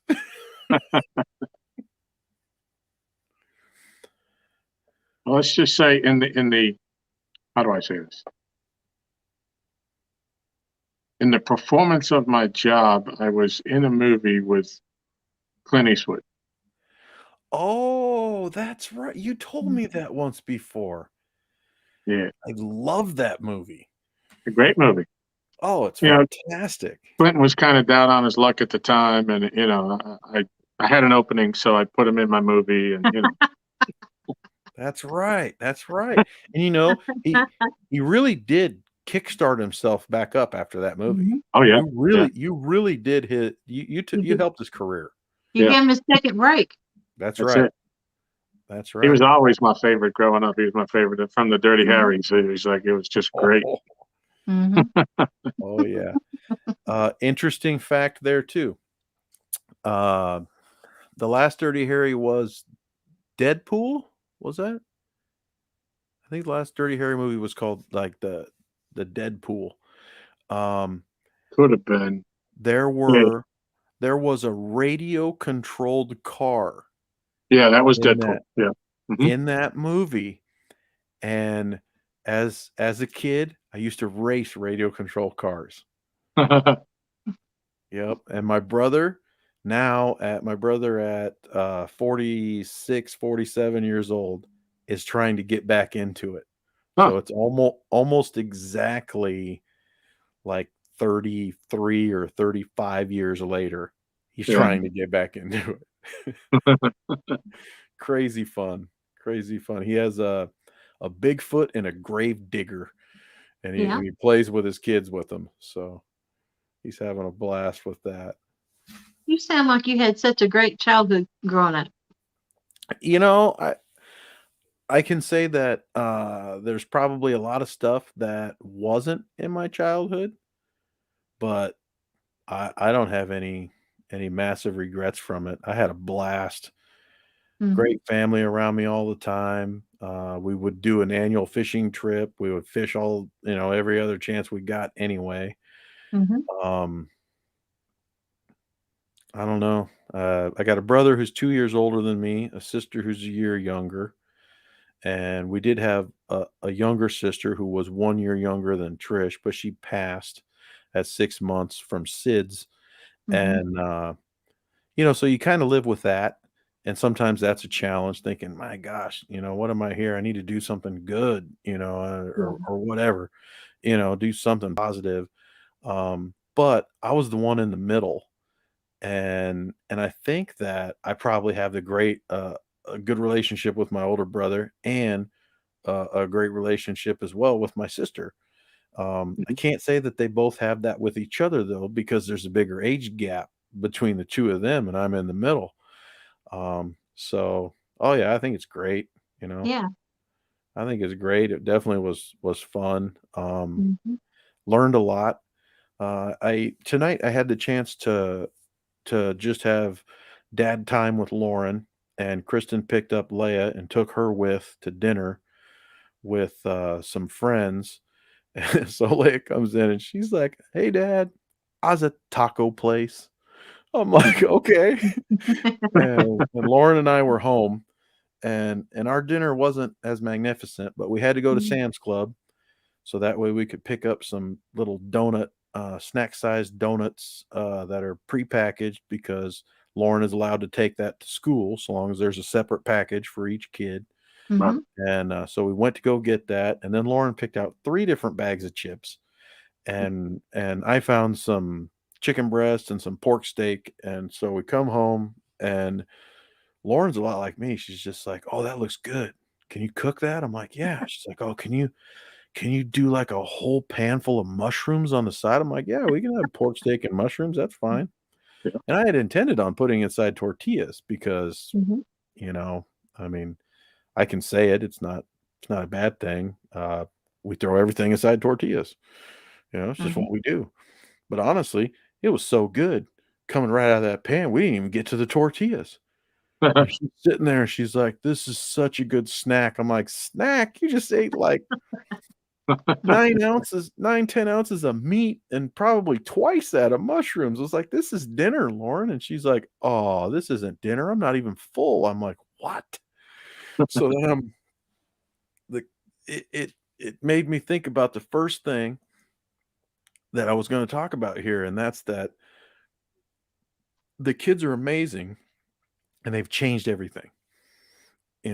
I mean, I love fishing for me, and I love when I get to go fishing, but now that both of my daughters like to do it, it's not the same when I go by myself. And Mhm. I never thought I would ever say that.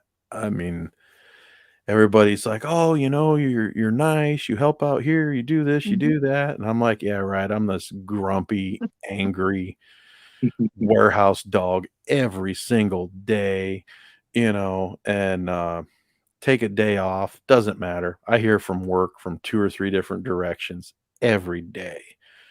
It's like, leave me alone. I'm trying to fish, and vice presidents will call me on my day off and I'm fishing. I'm like, Oh, I don't want to pick this phone call up, but I have to because the guy signs off on my pay increases. It's like, okay, I'll do it.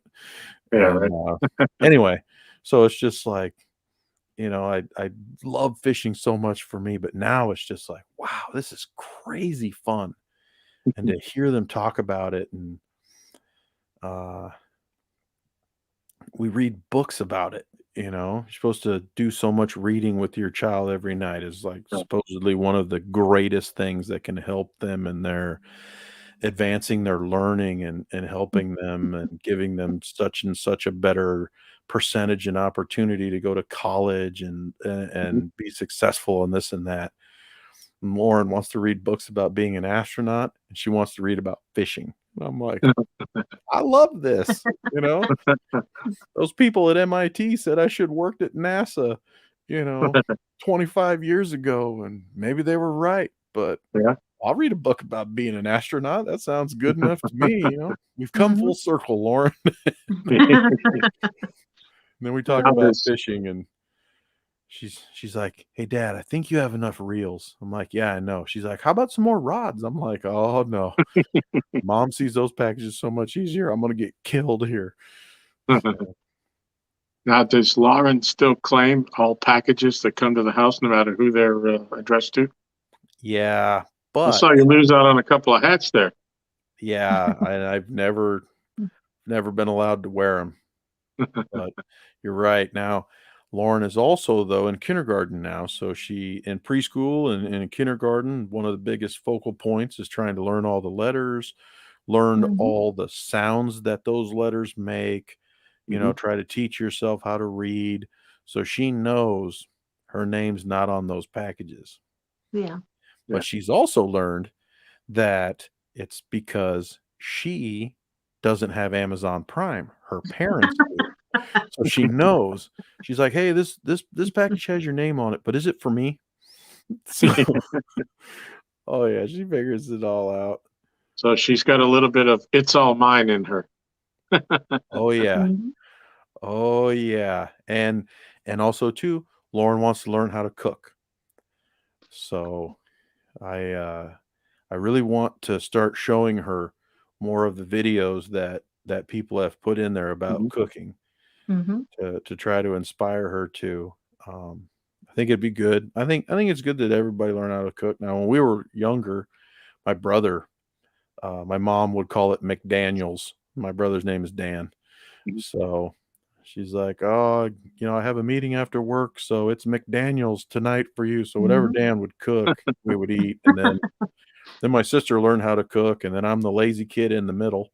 I'm just like, "Uh-oh, I better learn how to do something in case these 2 aren't around." And then let's Yeah. face it, they're not gonna wanna feed you all the time anyway. That's annoying. Mhm. So I started to learn how to cook.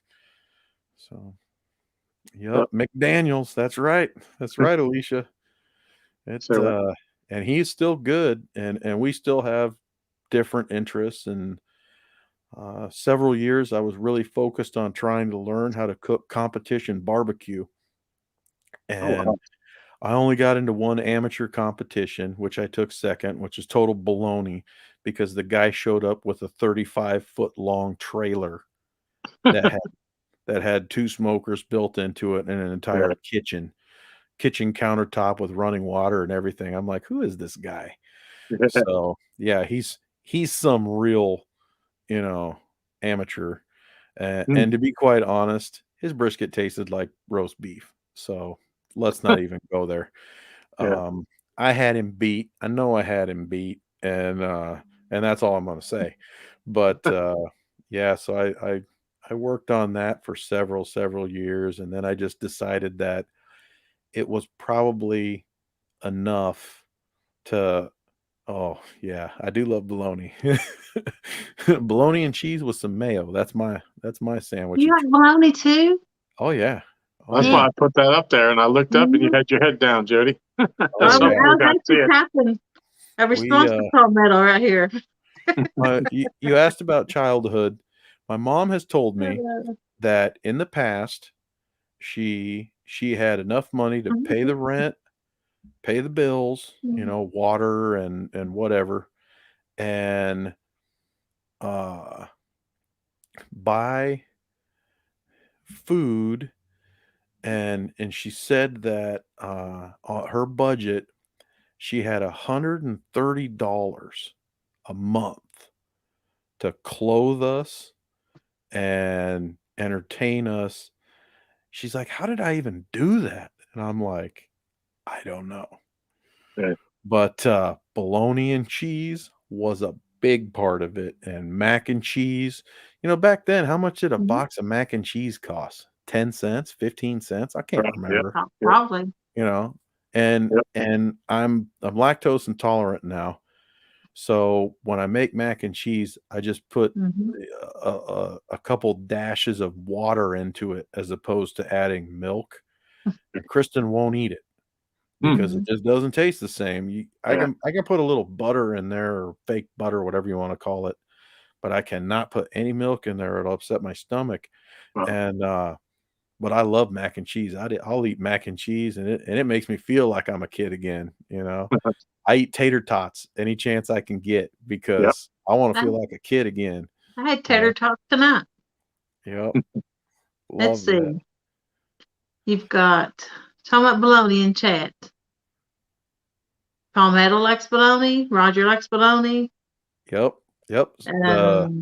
Brian B, bologna cheese and ketchup and mustard on toast. What is it with the mustard with Brian B? Yeah, if you toast that, that's a gourmet bologna sandwich. Exactly. That's right. That's some gourmet stuff going on And there. if you cut it in half diagonally, I mean, it's a masterpiece. Fancy.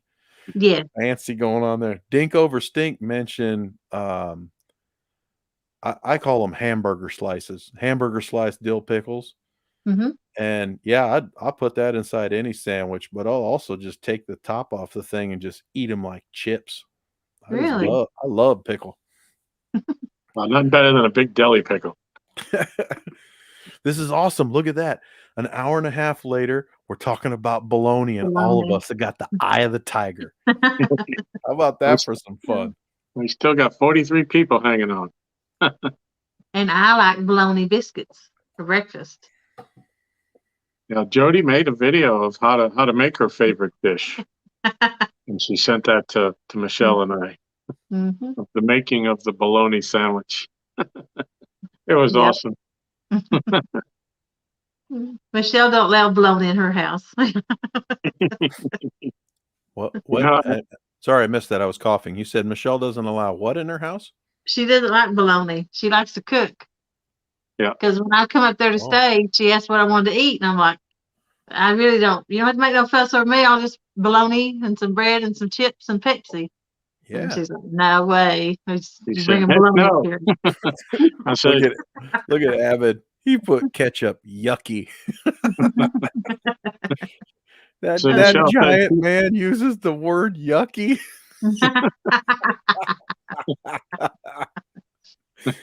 I think I've heard him say that before. Yucky. Yep, that's right, Stan. Sometimes you just pick those chips up and you just smash them inside of that sandwich. That's how you feel like a kid again. Lance doesn't like bologna?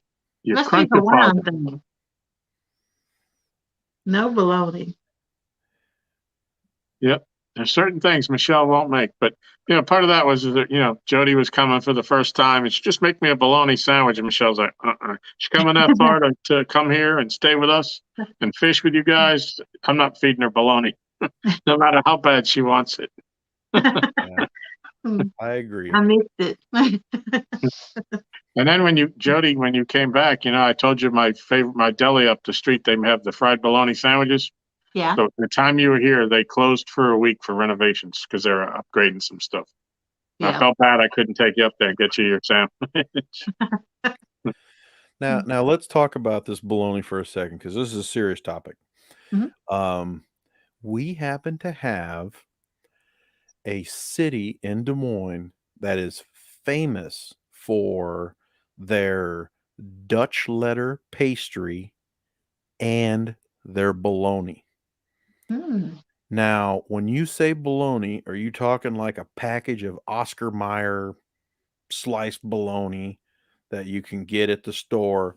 Or are you talking about that fancy bologna that you buy in like a bulk size like this, and it's one solid Oh, cylinder and you have to slice it yourself?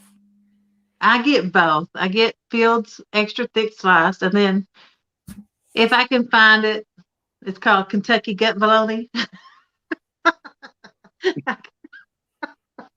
I get it sliced. All right. It's in the All Delta. right. All right. Well, It's that's good. a nice name, Uh, isn't it? I mean, and truthfully, I don't know where you live. So I was wondering if where you live, they took bologna as seriously as they take it here in Iowa. No. It's just big, thick cuts with lettuce, tomato, mayonnaise, stuff like onion on it. Oh, that's pretty fancy bologna sandwich too. If you put lettuce and mayonnaise or lettuce and tomato and mayonnaise on it. Yeah. Yeah, I like it. I like it. So David Smith says you take bologna, inject it with barbecue sauce, and put a good rub on it. Smoke it for 2 hours. That is the bomb. Now that's interesting to me, David. And it's not that I'm a total barbecue snob now that I've learned what I've learned, and I feel that I'm as decent at it as I am. And I guess I shouldn't say that because I don't think I smoked anything in. No, I smoked 2 briskets in 2021, and obviously we're in 2022 now. I haven't done anything yet, but isn't bologna already cooked? So then you smoke it on top of the fact that it's already cooked again. That was something that I couldn't get over. I can't, like, people are like, oh, I bacon wrap this whole thing and then I stick it in my smoker. I'm like, why would you put bacon on it? Right. And Good. something that my team members at work did a lot of were pork loins. I'm like, just run it at a lower temp and don't, turn it into shoe leather and you'd be fine. It's all about getting that internal temp. These guys would just kill pork loin after pork loin after pork loin. I do have a brother named Dan. Maybe I got 2 brothers named Dan. Daniel. I might have 2 brothers named Dan. Yeah. Dan and your other brother, Dan. 2 Stans and 2 Dans. Coincidence? I think not. Yeah. I think You see not. what JBT wrote? This is the most serious conversation I've ever heard about one of the cheapest, nastiest deli meat. I love bologna. I love you, Jarrell, but you know what? Don't talk bad about bologna. Don't you call it the nastiest deli meat. I don't even know if it counts as a deli meat, actually, though. I don't think it qualifies. And Roger, how good can it be? Bologna is an insult. You're full of bologna or means an imposter phony bologna. Now,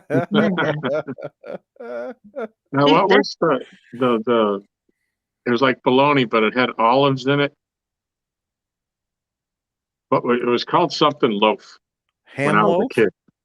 Ham loaf? I never seen that. I never liked it. It wasn't a ham. It was definitely bologna, and it had like olives in it. And it was round, and they sliced it. You're not talking about like Braunschweiger, are you? I've never heard that term. That stuff's good. But it had the green olives in it with the pimento. Yeah, if that persists, Brian, don't hesitate. Time the man out. He might be big time, but so's bologna. Bologna is big time. Pickled loaf. There you go. I think he's right. You get that like different loaf kind of stuff. That may or may not. Pimento loaf. There it is. Ooh. That's the one. Yep. That's what it was called. I'm not a big fan of olives. Some people can just eat them right out of a jar. I don't like them either. I lean towards pickle, not olive. Yeah. Yeah, muskrat. That's baloney. There he goes again. I think he's one timed out or something. Talking about bologna. There's Mid-South. That's right, Bex. We've moved into the food portion. Also, you can't call bologna the worst deli meat when head cheese exists. Yeah. Now there is a very interesting member of our community.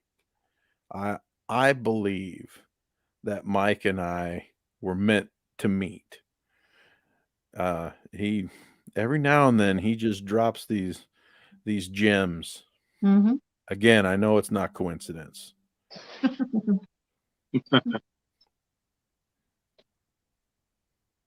Maybe I just like him because he throw a horrible beating on Kelly Bullock in a one-on-one challenge. Yes, he did. Yeah. Maybe I I just remember like him that. that much more. Mm-hmm. Kelly thought he was all that in a bag of chips. Liverwurst. You know what? I actually liked that as a kid. I would not eat liver and onions, the whole meal, but liverwurst, we used to get that as a kid. And I could take that one. I enjoyed that one. Hey, Yeah, here's something you may want to ask Michelle, Tom. which Two one? Stands Fishing says, is there a fancy Italian bologna called mortadella? I don't know. Yes, I can answer that one. I've heard of mortadella. Michelle Yeah. just stepped outside onto the deck for a second, but we'll leave that up for when she comes We in. could see if she would allow that into her house. We could give that a try next time Jody's in Yeah, town. yep. But Italian bologna. yeah, if it's Hey. Italian, it might work. She might go for it. Could try it once. Yeah. Yeah. Could try it once. Yeah, I'm not a fan of any kinds of liver. We would use that to catch channel cat. Yeah. Yeah. Channel cat and bullhead. Now, do you remember, Jody, what it was that she made the first time you were here? What was it? Shrimp scampi, was it? She made this, Ooh. I almost said a bad word, this big steak. Like this big. A big honking ribeye. Yeah. Uh-huh. And she made shrimp scampi, and she Yeah. made Stand by for a second. salads, and she made mushrooms, and breakfast sandwiches, and she made some kind of dessert. Right. Okay, we have a question, Michelle. Two stands. Is there a fancy Italian bologna called mortadella? Mortadella. I don't like mortadella. Yep. She says she's not a fan of it, but yep, there is. All right. Confirmed by a true Italian.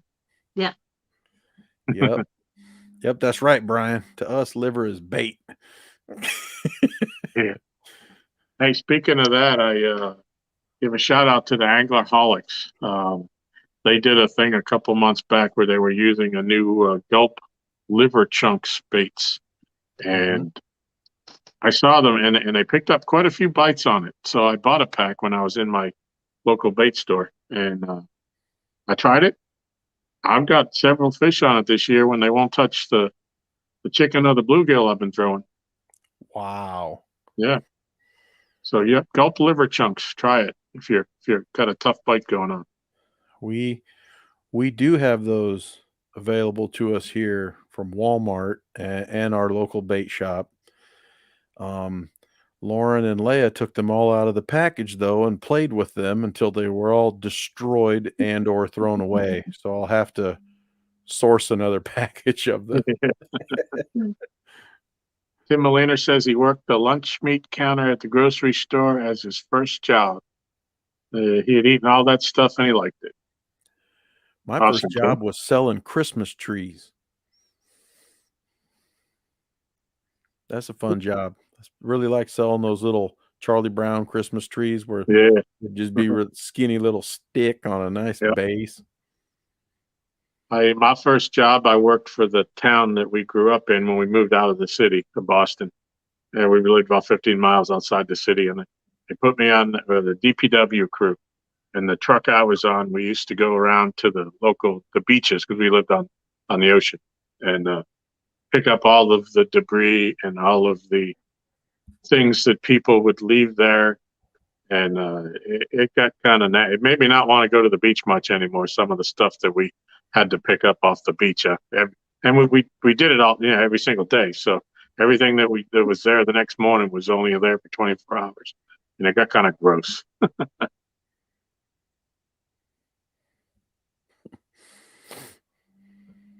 Lance He got kicked out of Hart's Chicken Buffet because he ate 4 pounds of livers.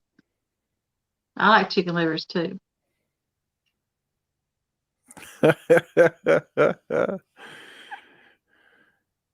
Yeah, we shut down the Taco Bell buffet. Me and 2 of my cousins. Or my brother was there too. Between the 4 of us, I think we ate over 130 menu items. And then we went back the next week and they're like, we're not doing this again. No more buffet. JBT.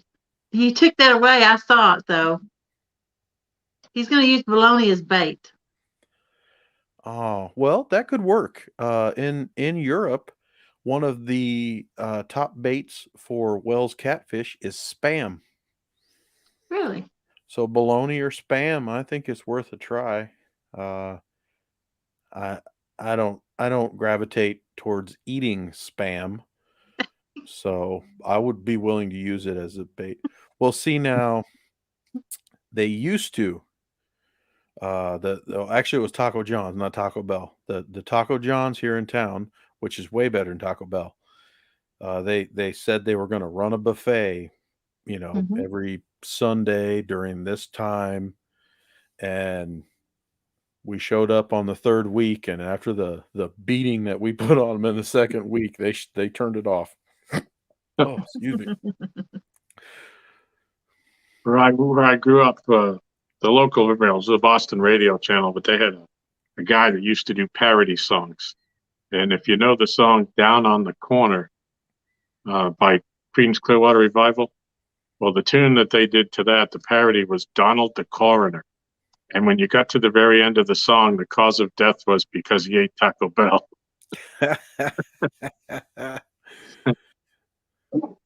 Okay, Musgrave has a question. Michael, you've got sitters for kids. It's Saturday night. Where are you going? Well, I have been a patron of a local restaurant since before I owned my own vehicle. And so the name of the restaurant is Felix and Oscars. It is known for being the first restaurant to bring deep dish style Chicago style pizza Mm. From Chicago to Des Moines. But they still make amazing burgers. They make pasta, French fries, hot wings, chicken wings. So I'd probably go eat dinner at F&O's. And then, to be quite honest, we would probably drive right back home and fall asleep. The Lauren will be 6 next week. Super excited about that. She's super excited about that. And Leia is 3, and it's pretty exhausting. They have an energy level that we can't match, so it's a lot of work.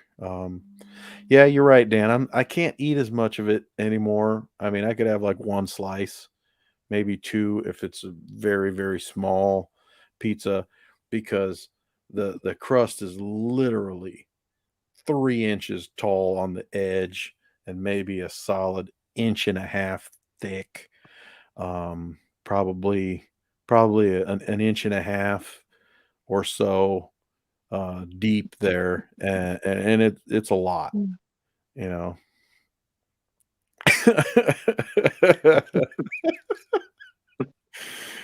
Oh, Mark made a comment in there that he wasn't feeling well. I'll tell you what, you got some funny chats in here, bud. You must be feeling well enough. Yeah, yeah. It was baloney that he disrespected. Yeah. What did he call it? The most disgusting deli meat? Cheapest too. Oh, you broke my heart, JBT. You broke my heart. Yeah, the restaurant that I like going to, they make a very good thin crust. And it's just got such a nice crispiness about it. So they just do so well. I think this year is my 27th year going there. So I have literally been there every year for my birthday since my 19th birthday. Wow. So I've celebrated 26 birthdays there, but I was going there before that birthday. So almost 27 years. And I didn't own a car until I was 19. So when I was 18, I'm like, you guys, I was like, you fly, I'll buy. I was like, trust me, you need to eat this stuff. So they have an amazing taco pizza. Where you guys live, do people serve taco pizza? No. No? Nope. Oh Lord. Mm. I got a buddy in Toronto. Never heard of a taco pizza in his life. Well, here in Iowa, taco pizza is a big thing. Huh. We take it. It's passionate. Doesn't necessarily have to have like a salsa for a sauce. You can still use like a red sauce, but definitely most of them have just beef. Some of them they put beans instead of like a pizza sauce. Mhm. And then almost all of them have real thick shredded cheese on top that isn't melted. Uh, lettuce and they break Doritos and coat the top of the pizza. Hmm. So I think they would just cook like the dough, the meat, a thin layer of cheese, but then they'll put that lettuce and the other loose pizza cheese and all the chips on top of after it comes out of the oven. So yeah, taco pizza is a thing. Wow. I can't say Do, I've ever heard of it. do you enjoy tacos? Yep. This isn't a trick question. Sorry. Yep. Yep. And I Well, enjoy pizza. Yeah. I didn't say I maybe, wouldn't try it. I just said I'd never heard of yeah. it. Maybe then, since you happen to have like the best cook chef, you know, Yeah. known in the community, Mm-hmm. maybe you should get creative and be willing to try that. Yeah. That would Yeah. be nice. I don't understand that either. See, to me, I mean, I've been eating taco pizza my whole life. So when people say they've never heard of it or people there don't do it, that's when I go to these people here and I'm like, look, you need to branch out. You need Yeah. to, sell this recipe to people, teach them how to do it. There's a value to it, Yeah. But you got to understand here, I said Michelle's Italian and I'm Irish, so we didn't really grow up on tacos or any type of that type of food. And I love it. We do have a restaurant in town that we go to on occasion that makes some. It probably to most people would not be authentic, but it's good enough for us. We enjoy it. That's our spot to go to when we live in the middle of nowhere. For us to go to a mall, we have to drive an hour south or an hour north. So we have a little community, and we try to stay within it. And we found what we like and what we keep going back to. And the Mexican place is definitely the place. Yeah, I definitely I go back to what I said earlier. I put anything in a tortilla. So bologna and cheese in a tortilla. Oh yeah. Tortilla, you warm it up. We always called it a tortilla warmer when we were a kid. I don't know if some people, it's a griddle is really what it is, or Mhm. you call it whatever you want. But when we were younger, my mom's like, yeah, I don't have money for pizza. Let's make something ourselves here. So Mhm. she would make tortilla dough and she would spread it out, make it a little bit bigger, and we would make our own pizzas. And she would take the lid off of a pot, and she would cover that tortilla warmer, that Mhm. cast iron griddle or whatever you want to call it. Mm-hmm. Yeah. And so that would be like a little pizza oven right there on top of the stove. And that's how we made pizzas when we were kids, when we didn't have pizza dough or any stuff like that, so Wow. oh yeah. Oh yeah. Bex says Totally agree, Beck. tortillas are the cuddles of the food world, and I like cuddles. Wow. I think we've been on the food topic for almost a half hour now, haven't Yeah. we? Yeah. We got I stuck still on got a this one. few other things to talk to you. All right. All right. Let's see. Let me get back to it. You had mentioned one day when we were fishing and you were in the chat, an interesting story about one of your I don't know if your subordinate or a coworker who came in your office one morning while you were listening to us. Do you remember that conversation? I think so. I think I remember what you're talking about. Is that when I told him that he was interrupting a meeting and that I was on a video meeting Yeah, with that's what. someone? Yeah, you had said that. Oh, I didn't. He said, "Oh, I didn't realize you were on a conference call," and he shut the door and walked away. Yep. Yep. Yep. That That's was great. happened a few times, but I don't know. Excuse me. I don't understand why people enter somebody's office, even though I'm waving them off. Mm-hmm. Enter the office, and they're like, "Hey, we got a real problem." They don't even say, "Hey, wait, are you available?" Or, are you busy or anything? They just say, "Hey, we got a big old problem over here. We got this pallet in the way and this and that and everything." I'm just like, I'm in a meeting right now. I was like, "Is this something that you need me to break away from my meeting to take care of for you? Or do you think you guys can handle it?" And he's like, "Oh, I'm sorry. I guess I didn't realize you were in a meeting." And you come back to it, and yep, love you too, Vonnie. And Bex. Uh, the this guy, he does it every time. Comes right in. "Hey, we got a big old." I'm like, Mm-hmm. okay. I was like, I have 4 things on my desk right now. I'm currently working on item number 1. It's not going so well, but do I need a breakaway to handle it? No, I just wanted to let you know. So I don't want to lock my door. Yeah. Technically, the company has an open door policy, and Mm-hmm. when they tell us that as supervisors and managers, they literally mean you leave your door open Yep. unless you should not leave your door open. Mm-hmm. And you know the difference. If you're doing Yep. something that requires confidentiality, you do need to shut your door. And it doesn't. So I started locking my door. I have a picture of Gandalf the Gray, and he's there and he's all mad, slamming that staff down, and it says, "You shall not pass." And on the bottom it says, in parentheses, "I'm in a meeting." They're still sitting there and they're trying to Mm-hmm. open that door handle, and I'm just like, "Go away. Leave me Yep. alone for a minute." Yeah. Now I don't do that just when, people are live fishing on YouTube anymore. I mean, I used to. There was a good long stretch. I'll admit it. There was a couple years where I was just like, "Gotta stay away from me." Mm-hmm. Danny said, Yeah. "That's why I keep a quarantine sign on my office door." Yeah.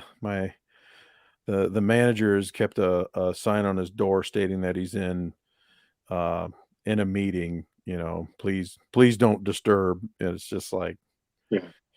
so ever since then I just pretty much just leave my door open the whole time. It's like, well, this guy can't help, so I'm all you got. Come on over. I got Yeah, there you go. There you go. I didn't even think about that. That lot. What does that sign say? Is it just red and it says live? Oh wow, we could all get those. We need to source this like on Amazon, see if there's like a bulk deal or something. Yeah, when one of my bosses retired, he used to have a thing in his office, a little framed saying that he had, and he passed it down to me, and I still have it to this day. I've been retired for over 6 years now, but it said, "Your priorities are not necessarily my priorities." Mm-hmm. Yeah. I had a team member, and he had been with the company nearly the exact amount of time that I had, although he had worked 2 years prior to my arrival, then left for a year, but then decided, "Hey, I got to go back." So, yeah. um, and he no longer works there anymore. but he would say that over and over again. He would say, an error on your part does not constitute an emergency on Yeah, mine. I've seen that And one he too. was Yeah. mean about it too, like an error in your planning doesn't constitute an emergency in my world, and Yeah. and he said it even better than that, and he would say it over and over and over again. But he was right, and ultimately, stuff always, rolls downhill, and we're at the bottom of the hill, and he was definitely at the bottom of the hill, and he didn't like it all the time, but it's like, man, you're so right, man. I totally Yeah. agree.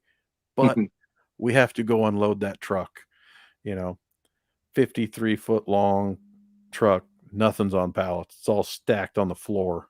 Yeah. Like, you think this stuff's just miraculously going to get itself out of this truck within a 2-hour time limit that we have before they will start fining us Yeah. for being overtime on keeping their driver stuck in one spot? It's like, come on, people, you got to think about this. Yeah. Still happens today, 20 years later, same story. Whoops, we messed this up. Is that okay? No, it's not. We'll deal with it. So I had another guy who he had his resignation letter all filled out with everything except for the date, and he had it in a frame in his office, and he had the sticker from the little fire alarm that said "break in case of emergency" on the glass. Yep.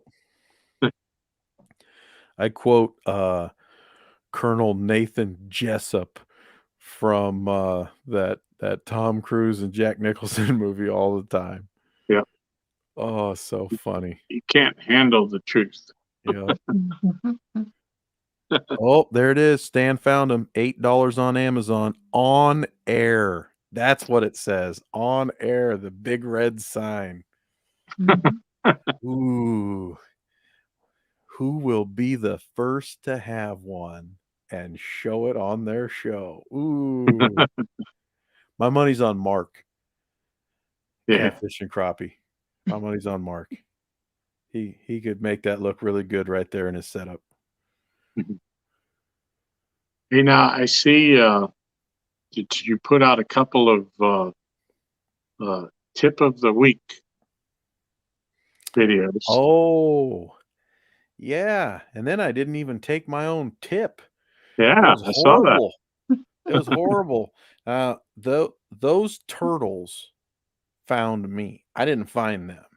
Yeah. I fished that spot for years and years, very successfully, and I did not think that a rod could bend, that catfish sumo rod had quite that bend to it. But, you put a 30 or 40-pound turtle on it. Yeah. Yeah, it's got a great bend. That was one of the fantastic Black Friday sales this past season. And the next time that I caught one, I had a medium heavy action whisker seeker rod, and I could then lift that turtle up, get his feet up. Yeah. But I don't think the turtle was as big as the first turtle. So yeah, I'm like, come on, I use cut shad here all the time. Where did you guys come from? Apparently those turtles, they get big on cut shad. Whew. Yeah, we get them swarming the dock, especially at night. And they're the small ones, when on your bait rod. We probably catch 4 or 5 of them a night, it seems, when we're sitting out there trying to catch bait. You leave that rod undertended, you let that sit on the bottom and they gravitate to it. And they're just about the size of your hand. And then you get the head sticking out that's trying to get you as you're trying to gently release the little buggers, Mm-hmm. I thought it was great the way you labeled that, the videos. Yeah. I really liked it when Lauren shamed I think it was a kayaker. This kayaker literally paddled his way underneath all my lines because I'm on the bank, so my rod tips happen to be a little bit more elevated with that rod holder. Yeah. He literally went under him, and he's like ducking his head, and his head hit every single one of my lines. And Lauren's like, "Come on, man, you aren't even trying to pay attention." I'm like, "Whoa!" It's like you just got served by a 3-year-old or a Yeah, right. 4-year-old. Yep. Yeah, I try to add a little entertainment here and there. I think the video that most people were fond of was when I was on the playground playing with my kids and my niece and my great nieces were there. And I don't even know what you call that item on the playground, but in this particular case, we sat on it and it would spin around. So The merry-go-round? it was lit. Okay, learned a new word. Well, or I remembered an old word. Thank you, Jody. Mhm. Must be a merry-go-round because I sat on it and the other adults would Mhm. spin it, and I had a blast on that little merry-go-round. That was fun, and I, I still have to admit that I'm not fond of heights. I'm pretty much scared of heights, but watching your little tiny little kids run around on the playground and play on these big things that are all Mhm. high up there in the air, oh, it just makes me sick. Mhm. I just every time they get close to the edge, I can just like feel all the blood pumping through my body and my heart rate and everything, and you just Mhm. get that sick feeling. Oh, Brian got us an LED option. Now the price is up to $40. Yeah. Mm, Mm. That's a I little don't high know. for me. That's half of an Uncle Lou rod. I don't think That's I'm right. willing to get that kind of sign. Yeah, right. But I'm now a podcaster and Mhm. a collaborator on other channels. So Yeah. truthfully, truthfully, only so many people see me, so I don't think I need the on-air sign for that. Yeah. I have to say the podcast thing was really incredible. I've talked about it before. If you haven't listened to our podcast, give it a shot. We have Yeah. some fun. And Tom's been on there. Yep. And Had a great time. I didn't realize what it even was. My sister's been telling me, "Oh, you have to listen to this podcast and that Mhm. podcast and this and that and this and that and everything." And most of the stuff was stuff I'm not interested in. Uh, both of you asked, "Hey, what what topics are off, limits or anything?" And I said, "Nah, I'm an open book and talk about anything." And then I thought about it. I responded back to Tom. I'm like, "Well, I'm not going to talk about politics because Right, right. my philosophy on that is it's a waste of my time, and Yep. I don't want to be mad, Right. So forget Mhm. it. Yeah. Everybody has their own opinion. I'll respect it, and I don't want to know anything about it. And Not Richard. I say it a lot that I don't care about stuff, but I really mean it. I don't care. You Yeah. know, cast your But, vote. at this And, point in our lives, everybody has grown to come to their own conclusions. There's yeah, nothing that you and I are going to say to change either one of our minds. So why yeah, bother? You're right. 100% right. yep, absolutely. But the podcast thing, I'm like, well, I'm not going to listen to some political podcast, that someone says no matter what it is. And then I hear some of my guys on their breaks. That's what they're doing. They're sitting there listening to some politically orientated podcast. And I'm like, Mhm. eh. And then I didn't even think to look for anything because I have everything that I want right here on YouTube. Yeah. Like I get to see fishing, I get to hear about fishing, I get to collab with people about fishing. There's Mhm. live on pretty much every day, and there's shows on all the time. And then I I was like, oh, Spencer has a podcast. I'm like, oh, I'll listen to that.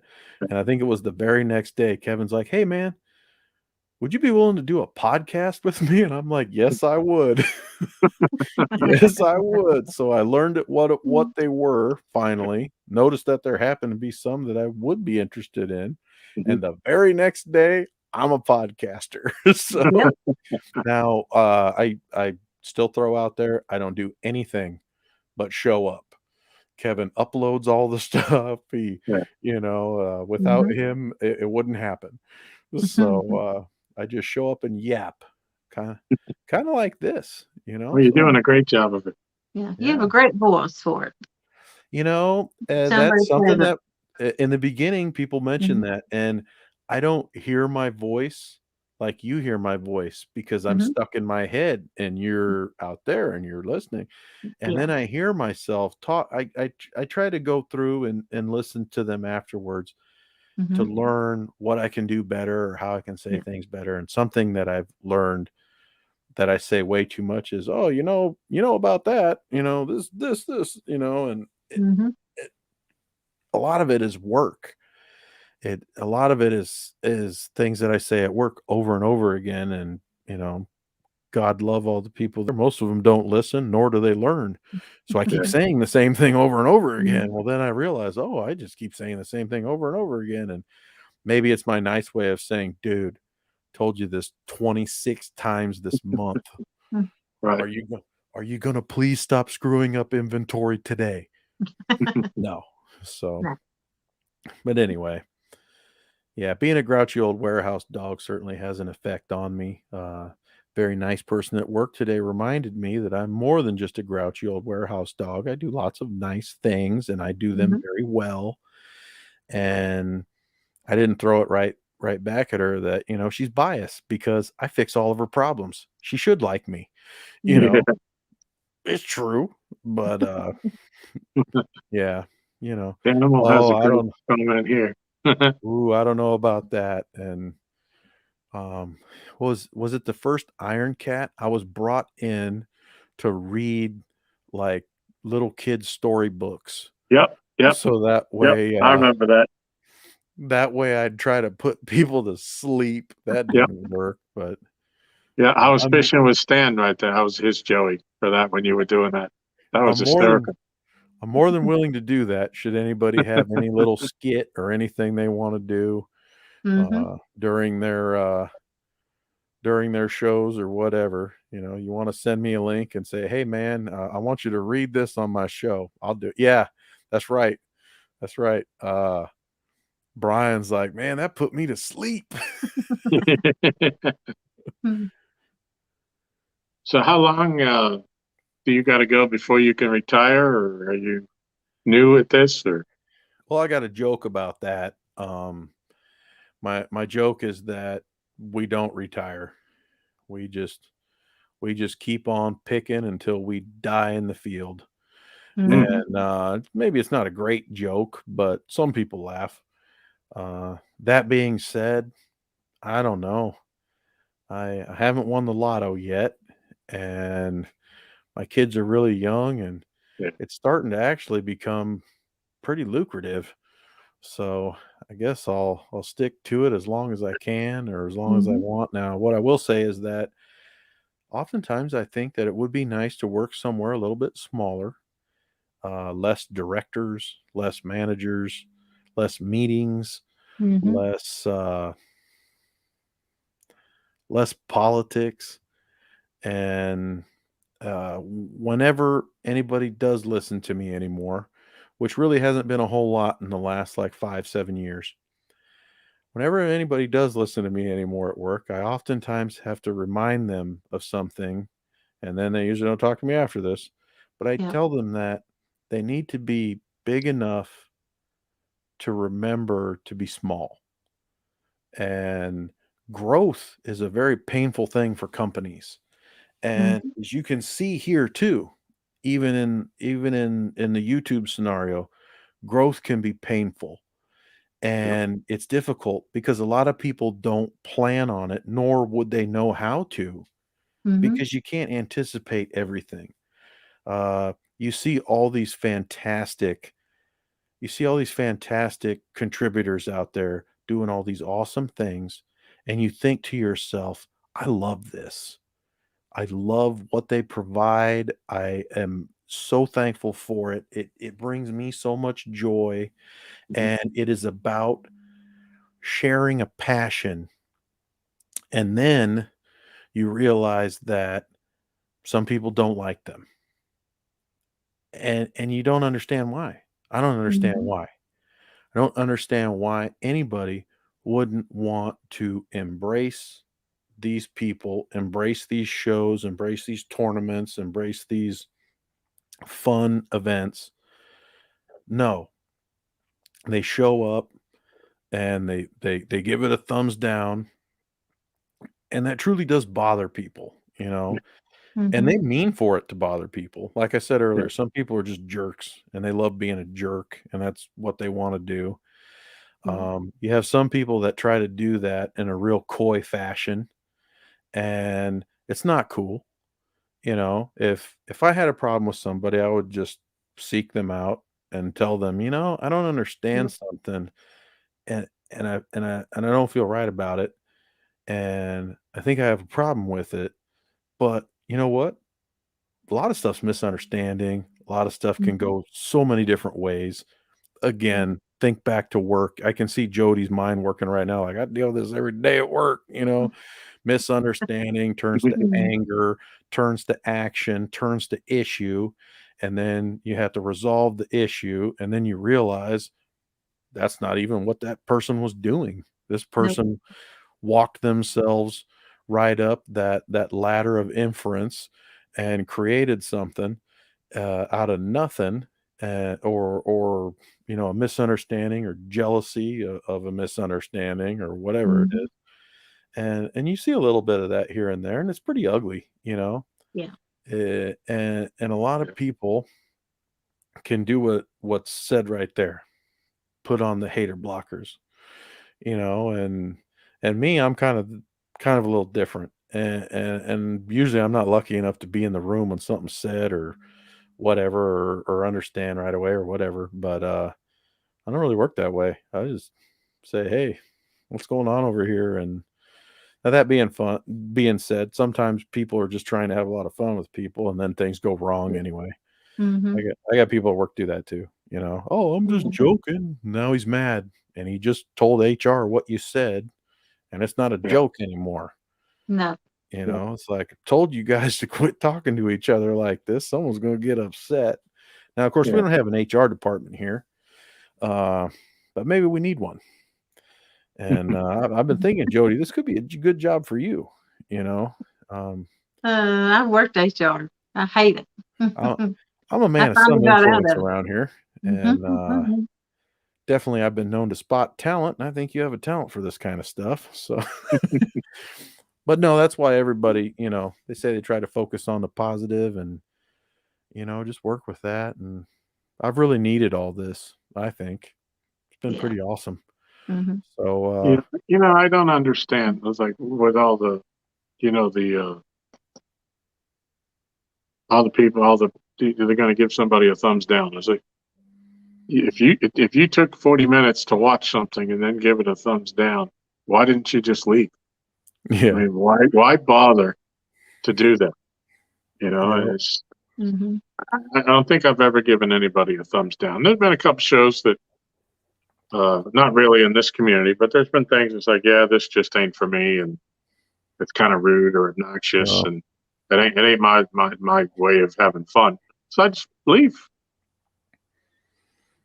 yep, I like what Buck Williams said. Text is so much different from speech. It can be taken in the wrong way easily because yeah, you're just typing it out, and people can take it the way they want it to be. Right. It's so yeah, easy to be took the wrong way. It's completely absolutely. different from the way you meant it. I've only I've only given, I think, 3 things a thumbs down. And to me, sometimes I even feel awkward about not giving something a thumbs up, which Yeah. is your other option. And I have only unsubscribed from one catfishing channel through all these years. Now, I don't know if YouTube has unsubscribed me from others along the way, Mhm. but there's only one that I know that I clicked on, Yeah. but it's just not what I'm looking for. Mhm. Yeah. So I've got one too. they they don't deserve my subscription. Now I could turn the bell off, Mhm. Yeah. but that channel doesn't represent anything, any values, anything that I hold important. and I feel that it's gotten a little negative, so I'm not subscribed to them, you know. That's all there is to it. Yeah, that's same with me. I unsubscribed from one, and I'm not going to leave no nasty message or just back out. Have a nice life. Yeah. Life's too short. So Brian, Jodi, I you hear getting about tired that. yet? Has your Red Bull worn off yet? Or are you It's still getting going? there, but I was getting tired of seeing that comment. Yeah. I am not a bully. You First don't off, like to be called out for your bullish ways? no, I just don't take crap off people. Yeah. You know, Rex put that comment up about how you react, but sometimes you got to react. Yeah. So when you get something stopped. And no, I ain't taking crap off nobody. So I have a question about Docktails. I was looking at the thumbnail, and despite the fact that I look fantastic in a sombrero, I thought that it said that LG Bass is the host. So Jodi, are you a co-host then? Mhm. Okay. At what point are you willing to be the guest and allow someone else to be a co-host? Have you been interviewed on a show? Yeah, I've been on Catfish Weekly. I've been Oh on. my gosh, you were on Yeah. Catfish Weekly? See, I'm Hey. not big enough to be on Catfish Weekly. I was Yeah, on. that's big time. I was on Catfish and Crappie before Haz and Brian. Yeah. I Yeah. saw you on there. Okay. But Sorry, don't you think Brian. That's my that bully show has a line. very different feel? Those Yeah. shows have different feels than this. Yeah. Yeah. I mean, let's face it. We talked about bologna for nearly an hour. Uh-huh. I don't know. I get shy sometimes. I shut down. I don't know if I just. What would happen if Tom were unavailable to do a show one night? Would Mhm. you then take over the reins and go for it? How would that work? Well, yeah. Would we have to change Absolutely. the name to like bologna and stuff with Jodi? Bologna. I can't Well, believe Jody's we been to talked the about dock bologna that twice. long. What's So that? Yeah. Jody's a dock alumni, so she could do that. Yeah, I can run Yeah. the show. Absolutely. She'd do it better than I can. One of She just wants me to do it. one of my notes from the show so far was that you want a 6-pack of Uncle Lou rods. Yes. How many more do you need to purchase? I purchased 3 tonight. Purchase Make the 3. 6-pack. Okay. I like that. I like that you like the rods enough that you need 6 of them. But now my question becomes, do you have different actions for those 6 rods? No. No? Okay. Which action are you sticking with? Medium heavy casting. Okay. I know what I like to catch, and that's what I need. Well, I've seen the fish that you catch, and they're a lot larger than mine. So I was wondering about that. Yeah. But I also didn't know where you fished and how much lead you needed to throw or the size of the bait. 5 ounces is good for me. I was fishing in some bigger current the other night that I probably could use a little bit more because it's moving my lines. How much lead do you usually throw, Tom, off the dock? We usually use between 3 and 4 ounces, and that's on a moderate water flow when they are running it. There's been 1 or 2 times when I've had to go up to 6 ounces just to get it to hold bottom out in the channel, but that's few and far between. That's probably when they have all of the gates open at the same time, but that's rare. When you went there, Jodi, how much lead were you throwing? 5. Okay. Been thinking about that, where you said you were working on casting distance. And I got to tell you, when I throw lead, sometimes less lead, I can throw it further than if I throw more lead. So that 5-ounce lead may have hurt you a little bit. Yeah. Yeah. Sorry, I'm not being attacked. The puppy's just moving around. Um, he's just over a year old and goofy as can Mhm. be. So if you heard that sawing earlier, that was him snoring, and now his Now, me feet are and Aaron, scratching toys. we casted on the bank, you know, Mhm. to see who could throw the farthest. He was only beating me by about 20 yards. So Yep. I was right there at the edge of it. I just could not get the extra to get over it. Yeah. And if you Yep. ain't hitting it, then you ain't catching. Yeah, I had some larger leads because I thought that if I had a 5, maybe I could throw it 120, 130 yards, and I never could. Yet I went down to a 3 or a 4, I could cast it further. And then also Yep. too, the shape of them I've noticed has really mattered for me. Yeah. In the carping world, they have some and they call them distance leads, and really they look I should just draw this. You got a title for your show, They Jodi. A whole lot of baloney. can we I see already this? had the Yep, title. there we go. That would be the where you would attach it. But it's really kind of like a not necessarily Awesome. like a bullet design, but it does kind of have like a pointed tip, and then it just kind of Yep. fattens out, and it's kind of long like a teardrop. I don't know what we call them distance leads, but Hold on just a second. yeah, if I throw a 3-ouncer like that, Right. I can get every bit of distance that I want. Shockingly enough, I and think those then are called flat bank sinkers. okay, and these are rather long. I mean, they're almost like as long as your index finger. So I think that Mhm. that longer design helps to create a sleekness, so that way it carries through the air a little bit easier too.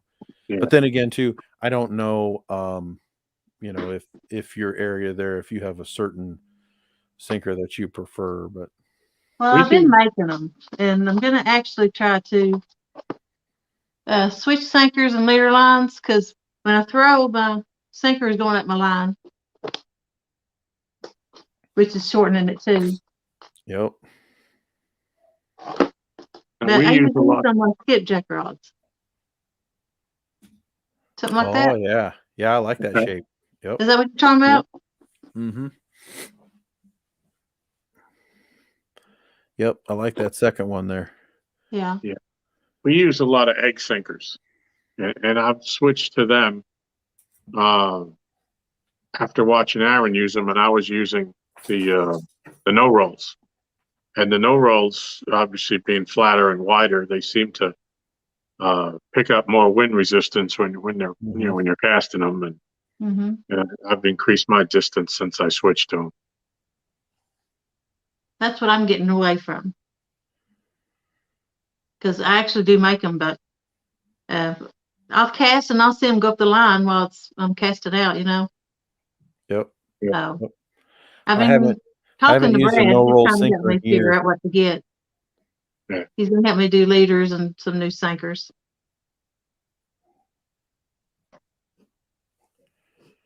Uh-oh. Stan, Yay! He's feeling better. Stan's back. That's it.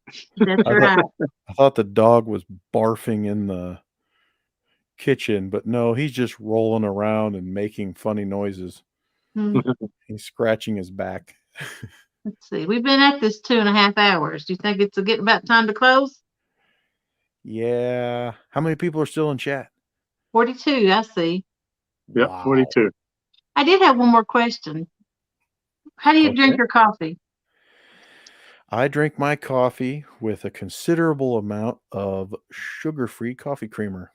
I Okay. like French vanilla.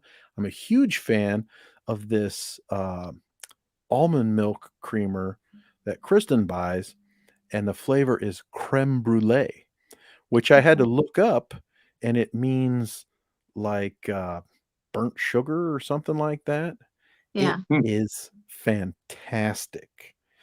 I drink that. because I had suffered with chronic gout in my right foot.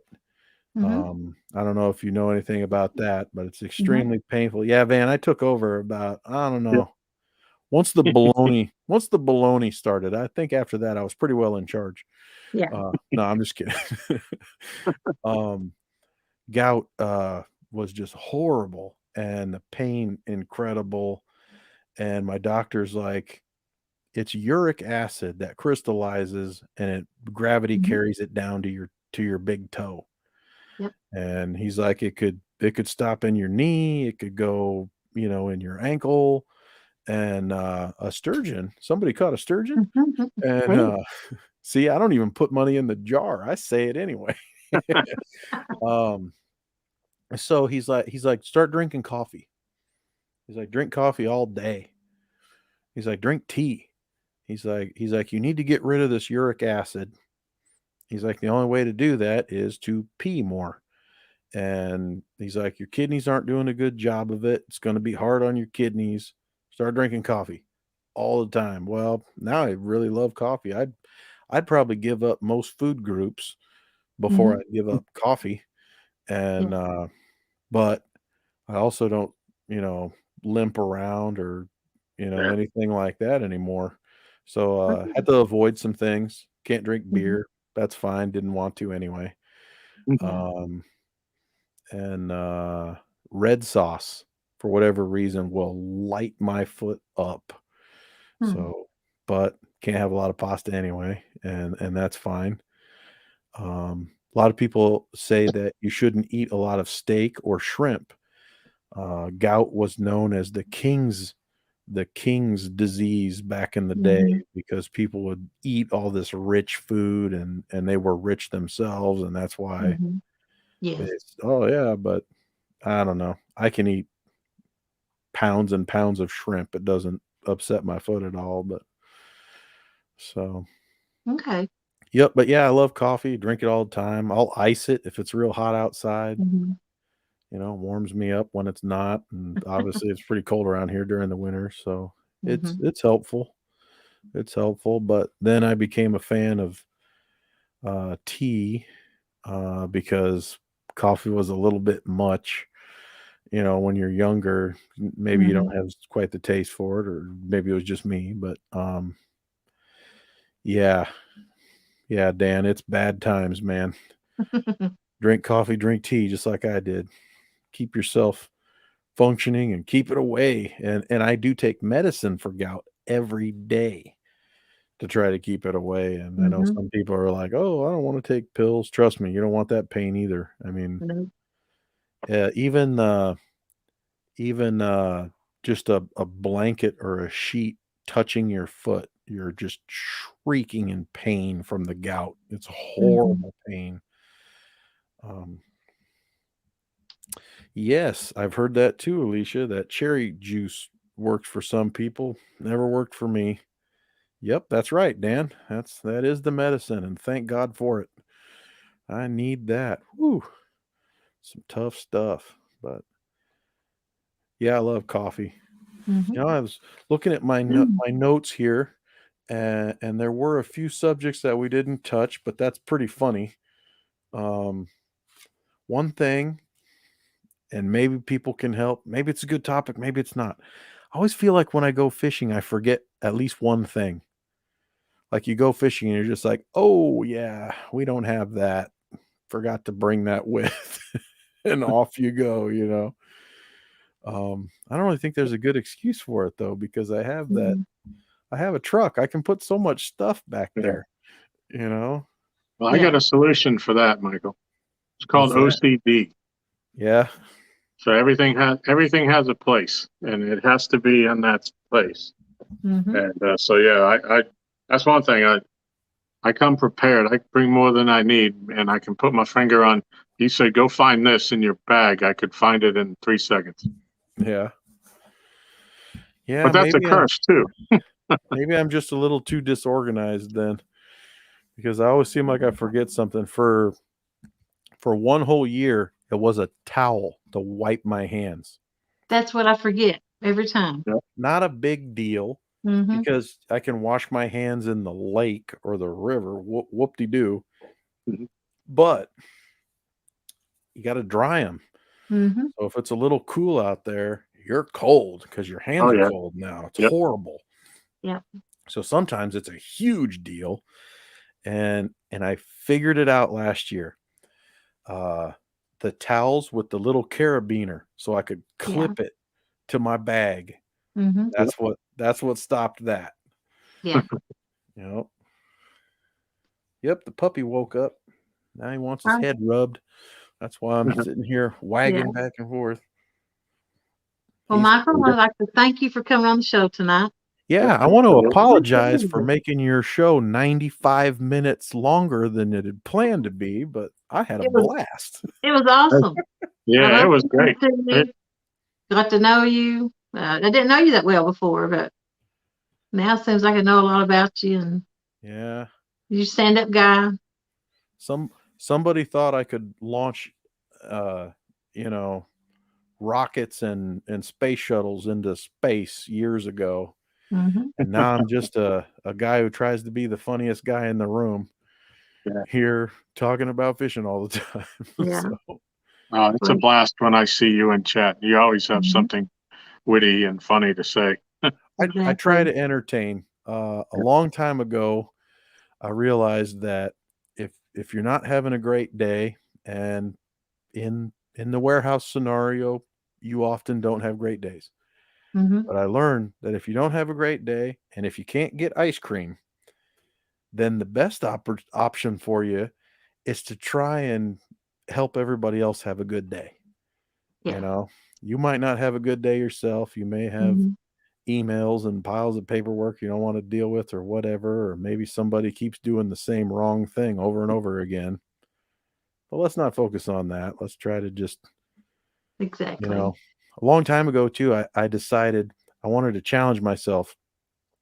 And it was, I believe it was for Lent. You're supposed to give something up, to not do something. Exactly. And Yep. and usually it would be like, well, I'm not going to use any bad language, and that doesn't work out so well for everybody all the time. Or I'm not going to, you know, overindulge in this or that, alcoholic beverages or something, that's detrimental to you or whatever. Um, one year I decided, why would I try to stop doing something? Maybe I should try to do something. So one year I decided that I would try to make somebody smile every day during that period of time. And Mm-hmm. then I'm like, this is probably just a good thing to try to do all the time. And, I didn't say I was trying to make myself smile, but I felt good because of it. So Right. it was a great challenge for myself to try to do, and it was really, really amazing. So usually when I'm in the chat, I'm like, how am I going to make these people laugh? Mm-hmm. I was like, what do I have to say about this? And then I realized really all I have to do is stop myself from stopping myself. Yeah. Because if I say something in it, usually it Mm-hmm. is rather entertaining or funny. And Mm-hmm. so I just try to have, hey man, don't drink my tea. You're a dog. Um, he's in a licky mood right now. Yeah.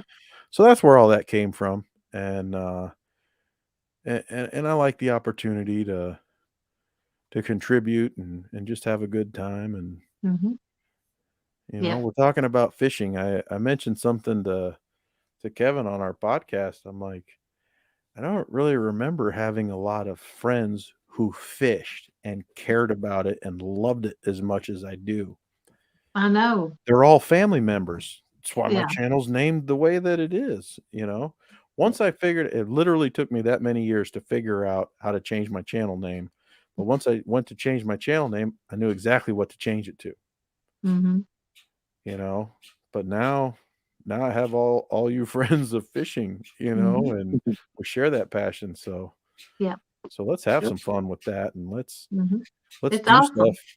let's do stuff like this, you know, Mhm. although it's, to me, it's still weird that I was the guest. But as you can see, I turned that on you guys pretty quickly too, because I want Yeah, to, you I did. want a great conversation. I don't want it just to be about me. I'm boring, you No, know. you're Oh great. wait, oh wait, oh wait. I Yeah. promised a friend that I wouldn't call myself boring anymore. You know, I wanted more of a team interaction, you know. Mm-hmm. Yep. So, but yeah, really looking forward to getting past winter. Most of the gear's already ready to go. I just have a few. That's my dog. He found his Mhm. toy. I'm not being attacked by a clown. That's and, he's so tired he isn't even sitting up. He's just No. laying there. But he found that squeaky ball that I tried to hide under this chair. Uh, but yeah, I'm looking forward to the tournaments. I'm looking forward to kids tournaments and Mm-hmm. stuff like that. Trying to get some more funny wisdom out of Lauren along the way, and got some good goals for 2022. Got to get lay on some Excellent. catfish and some carp, Yes. and have a good time. And definitely want to continue the podcast. I love it. It's so much fun just to sit around and talk fishing with friends. And Mm-hmm. Yep. Now, one last fishing question. ooh, You okay. had, if you could only catch one, the Iowa state record catfish or carp, which one would it be? I will say carp, and that's because the record has stood at 50 pounds for far too long. I don't even know if they made scales that weighed over 15 pounds back then, so it could be an inaccurate record. Yeah. I would very much be a fan of an accurate record, and I truly want Spencer to catch a state record catfish. So I don't want it. You know, if it finds me, there's nothing I can do. But I would really like to catch the state record for carp, and I know where I could find them, but I can't make them bite. Yeah. So I may just have to change that goal, Tom, and maybe come down there to your dock and see if I can't catch a state record in your state. You know, I don't even know what the record is here, but they're big. That's for sure. They're big. Yep. You know, we actually have a restaurant on the lake. I haven't been to it in quite a while, but it's on the other side, on the North Carolina side. And they have a thing where you can go down and get the pellets and feed the carp and the catfish. Mhm. And these fish, I mean, they're like thousands of them. And they're all, you know, smaller eater sizers. There's probably some bigger ones in there too, but and so you throw these pellets in and the whole water erupts, you know, and it's amazing to see. You know, it's like, why don't we go catfish over there? But yeah, it's the carp. They like fighting each other, and their mouths are out of the water, and you know they're coming up trying to fight each other for these little pellets. It's pretty amusing to see. Mhm. Yep. Oh, Uncle Josh is in the house finally. Yep. He said he fell asleep and he just woke up. Welcome, Josh. We Only put you to 2 sleep. hours and 43 minutes late. Mm-hmm. We put you to sleep, Josh. I hope it was enjoyable. I can read you a story and get you back to bed if you want. Let me grab a Yeah, book. that's funny. I forgot all about that until you mentioned it. I said, man, that was hilarious. Yep. Yep. My girls were right there, and Lauren's like, "What are you doing?" It's like, "Are you really going to read a book to them?" It's like, "It's what I was asked to do." Yeah.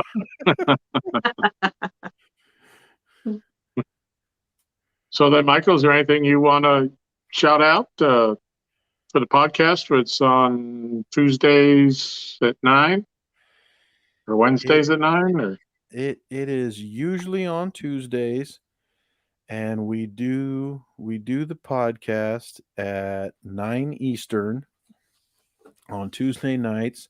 If you are a Boom Squad member on Palmetto Cats, you can join that live taping. You can be right there to watch me stumble over my words. And Kevin quizzed me one night on a bunch of terms. That was not what I expected, and it was super fun. I did a lot better than I thought I would do. I knew all those answers, by the way. Yeah. Yeah, it I think he definitely even was said we need not. LG Bass in here for this. Yep, it was not. I was like, "Where's my lifeline? Send him a link." And yeah, it's been real super fun. He definitely wanted to have something more to offer the Boom Mhm. Squad members, and somehow or another that turned into us doing a podcast. But the format's different, so it's pretty neat. Lends itself more towards audio. We just wanted to give the Boom Squad members that chance to enjoy it, and and they have quite a few people are in there all the time, and it's really a lot of fun. That way they can interact, right there with it, add to it, Mhm. and get to enjoy that. It's uh it's really fun, really. I didn't think I'd like it as much. I told everybody in the podcast I was getting a little burned out on the YouTube thing, and I just needed just a little change. Right. And this provided that. I mean, maybe this whole time I've just been sitting here in these chats waiting to hear myself talk for an hour, 10 minutes every Tuesday night with my buddy, Yeah. and no, I'm just kidding. I, until 2 days before that, I didn't really know what one was. So pretty neat how that all came together. And um, looking forward to the Cat Con again. I got Mhm. invited to be a part of the crew and try to watch over the Fisherman swap shop. And Mhm. the first one didn't really go over how we thought it would, but definitely I think Kentucky will be exactly what we thought it would be. Yeah. It'll be plenty busy, but also too, it was just a great opportunity to sit around and enjoy some time with all of our friends. And Right. Mhm. Fishing Chick was there. She's a hoot. Yeah. And I imagine she would be. Yeah. so many different people showed up. Um, I saw I saw the Mad Catter. I saw Richard Ward Oh, and who else? Fish and Freedom. He was there.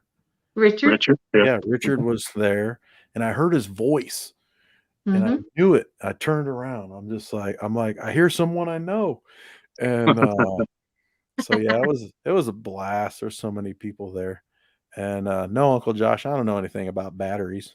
Um, But yeah, that's another thing too. I get a lot of credit for looking up and converting watts of lights to amps, and then doing the battery calculation on how long it'll last versus the light they're trying to hook it up to. And we got to get some.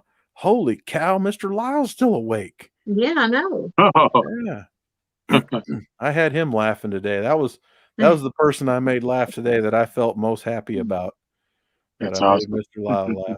Um, but yeah, so I'm looking forward to the Cat Con. Then after that, I'll come back to Iowa and try to get myself squared around and get ready and hope to fish in March and April. And April we'll be fishing every minute we can fish. And Mhm. April and May are usually pretty good here, and then June's still pretty good depending on the spawn. And Mhm. got some got some dates lined up to go out fishing again with Spencer. Uh, Trying to talk myself into the boat with Epic Oh, and wow. Sean. Well, Uh, because if both of us were to drive towards each other, Mhm. we could meet at the Mississippi River, and it'd be equidistance for the two of us. So I think that'll work out. And I need to try to put together an opportunity to meet up with Uncle Lou, because Lauren asked if she could fish with Uncle Lou next season, and Oh. he's interested, and we're going to put that together. So excellent. no matter how far I got to travel to get her to Mhm. fish with her Uncle Lou, that's going to happen too. So definitely That's some great. exciting stuff coming up in the next few months. So much to be thankful for, much to look forward to. Mhm. Very excited. Excellent. Very excited. Well, I'm supposed Yeah. to fish with Epic in August. Oh yeah. Awesome. Yeah. We'll that's see. great. Yep. Definitely. And looking forward to the next Cat Con that'll pop up in Kansas City. They say they will do it again next year. They'll just try to avoid that last weekend of hunting, whichever season that is. Timing, kind of thing. But Shell anyway, wanted to remind everybody to get out and vote for the Golden Whisker Awards. absolutely. We have until the end of the month, or very close to the end of the month. Before CatCon, where the show will take place. And we have our Jodi here, who's been nominated for an award. So make sure everybody gets out there and gets their votes in. Anything, Jodi, that you want to tell? Any new shows? When Michael was talking about shows you've been on, you have one coming up this week, don't you? I have Anglerholics I have my show tomorrow night from 10 to 2. Right. Yep. Catfishing with Cause will be on it. We're going dink hunting. So where there's a dink, there's a big ledge and you might get a big monster. So we're going to try and do that. And then the 22nd, I think we're on the Anglerholics Mean Cause. On We're the going to do game that show. game show.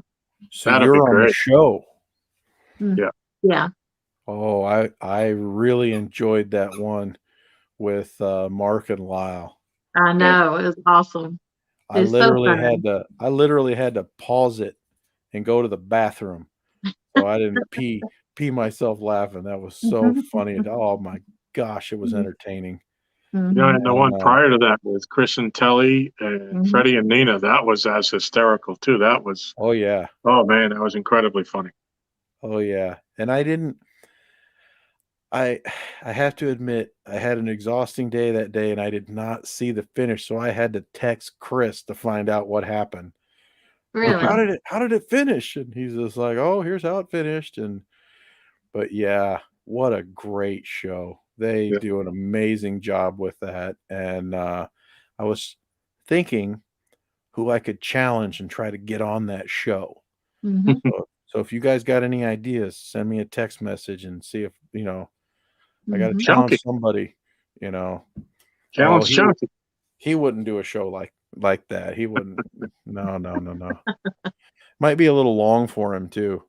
I could find you somebody who's in chats all the time like me. Yeah, I don't know. I got What to do you find want to lose or somebody win first? I got to find somebody to challenge, and I don't care if I lose. I just got to find somebody that would be a good combo to work with. I can find you somebody easy that's up late night all the time. Tim Molina?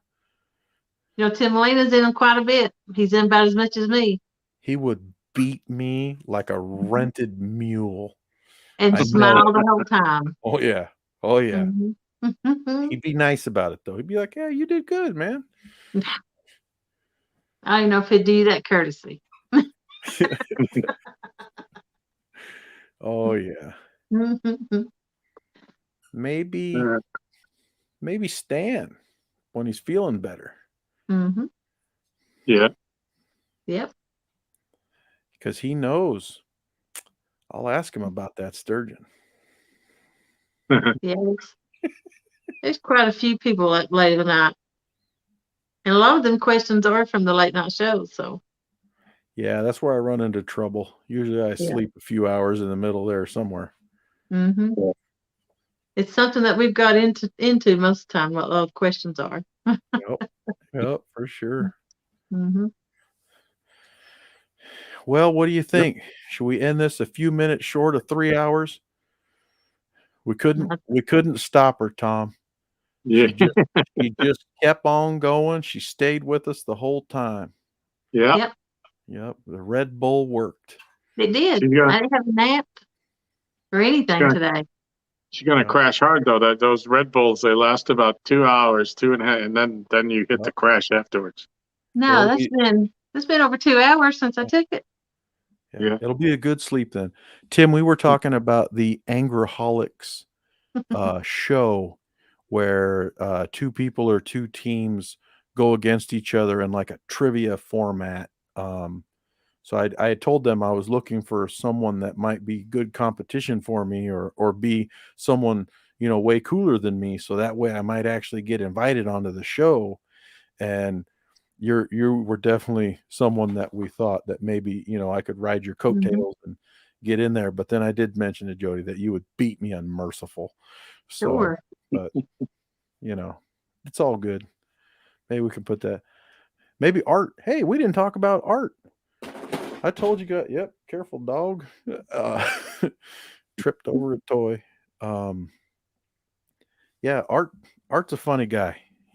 Yeah. If you don't text all day with Art, or text with him every now and then, you should. He is a funny dude. Mm. He brightens up many of my days. I might be Chunky's guidance counselor or therapist or whatever it is that he told me. Yeah. But Art at times has been mine. So he's a good dude. Yeah. I'm very privileged to get to fish with him. He is. He's a lot of fun. Yeah. All right, everybody. Well, I guess I need to wake up in 4 hours and 18 minutes to get ready for work. Oh, So maybe we should end the show. And the I'll be at dog. work in 5 hours. Yeah. Yeah, it's even later for you. So I'll probably be watching YouTube in 5 hours. I don't even think I'm asleep tonight. So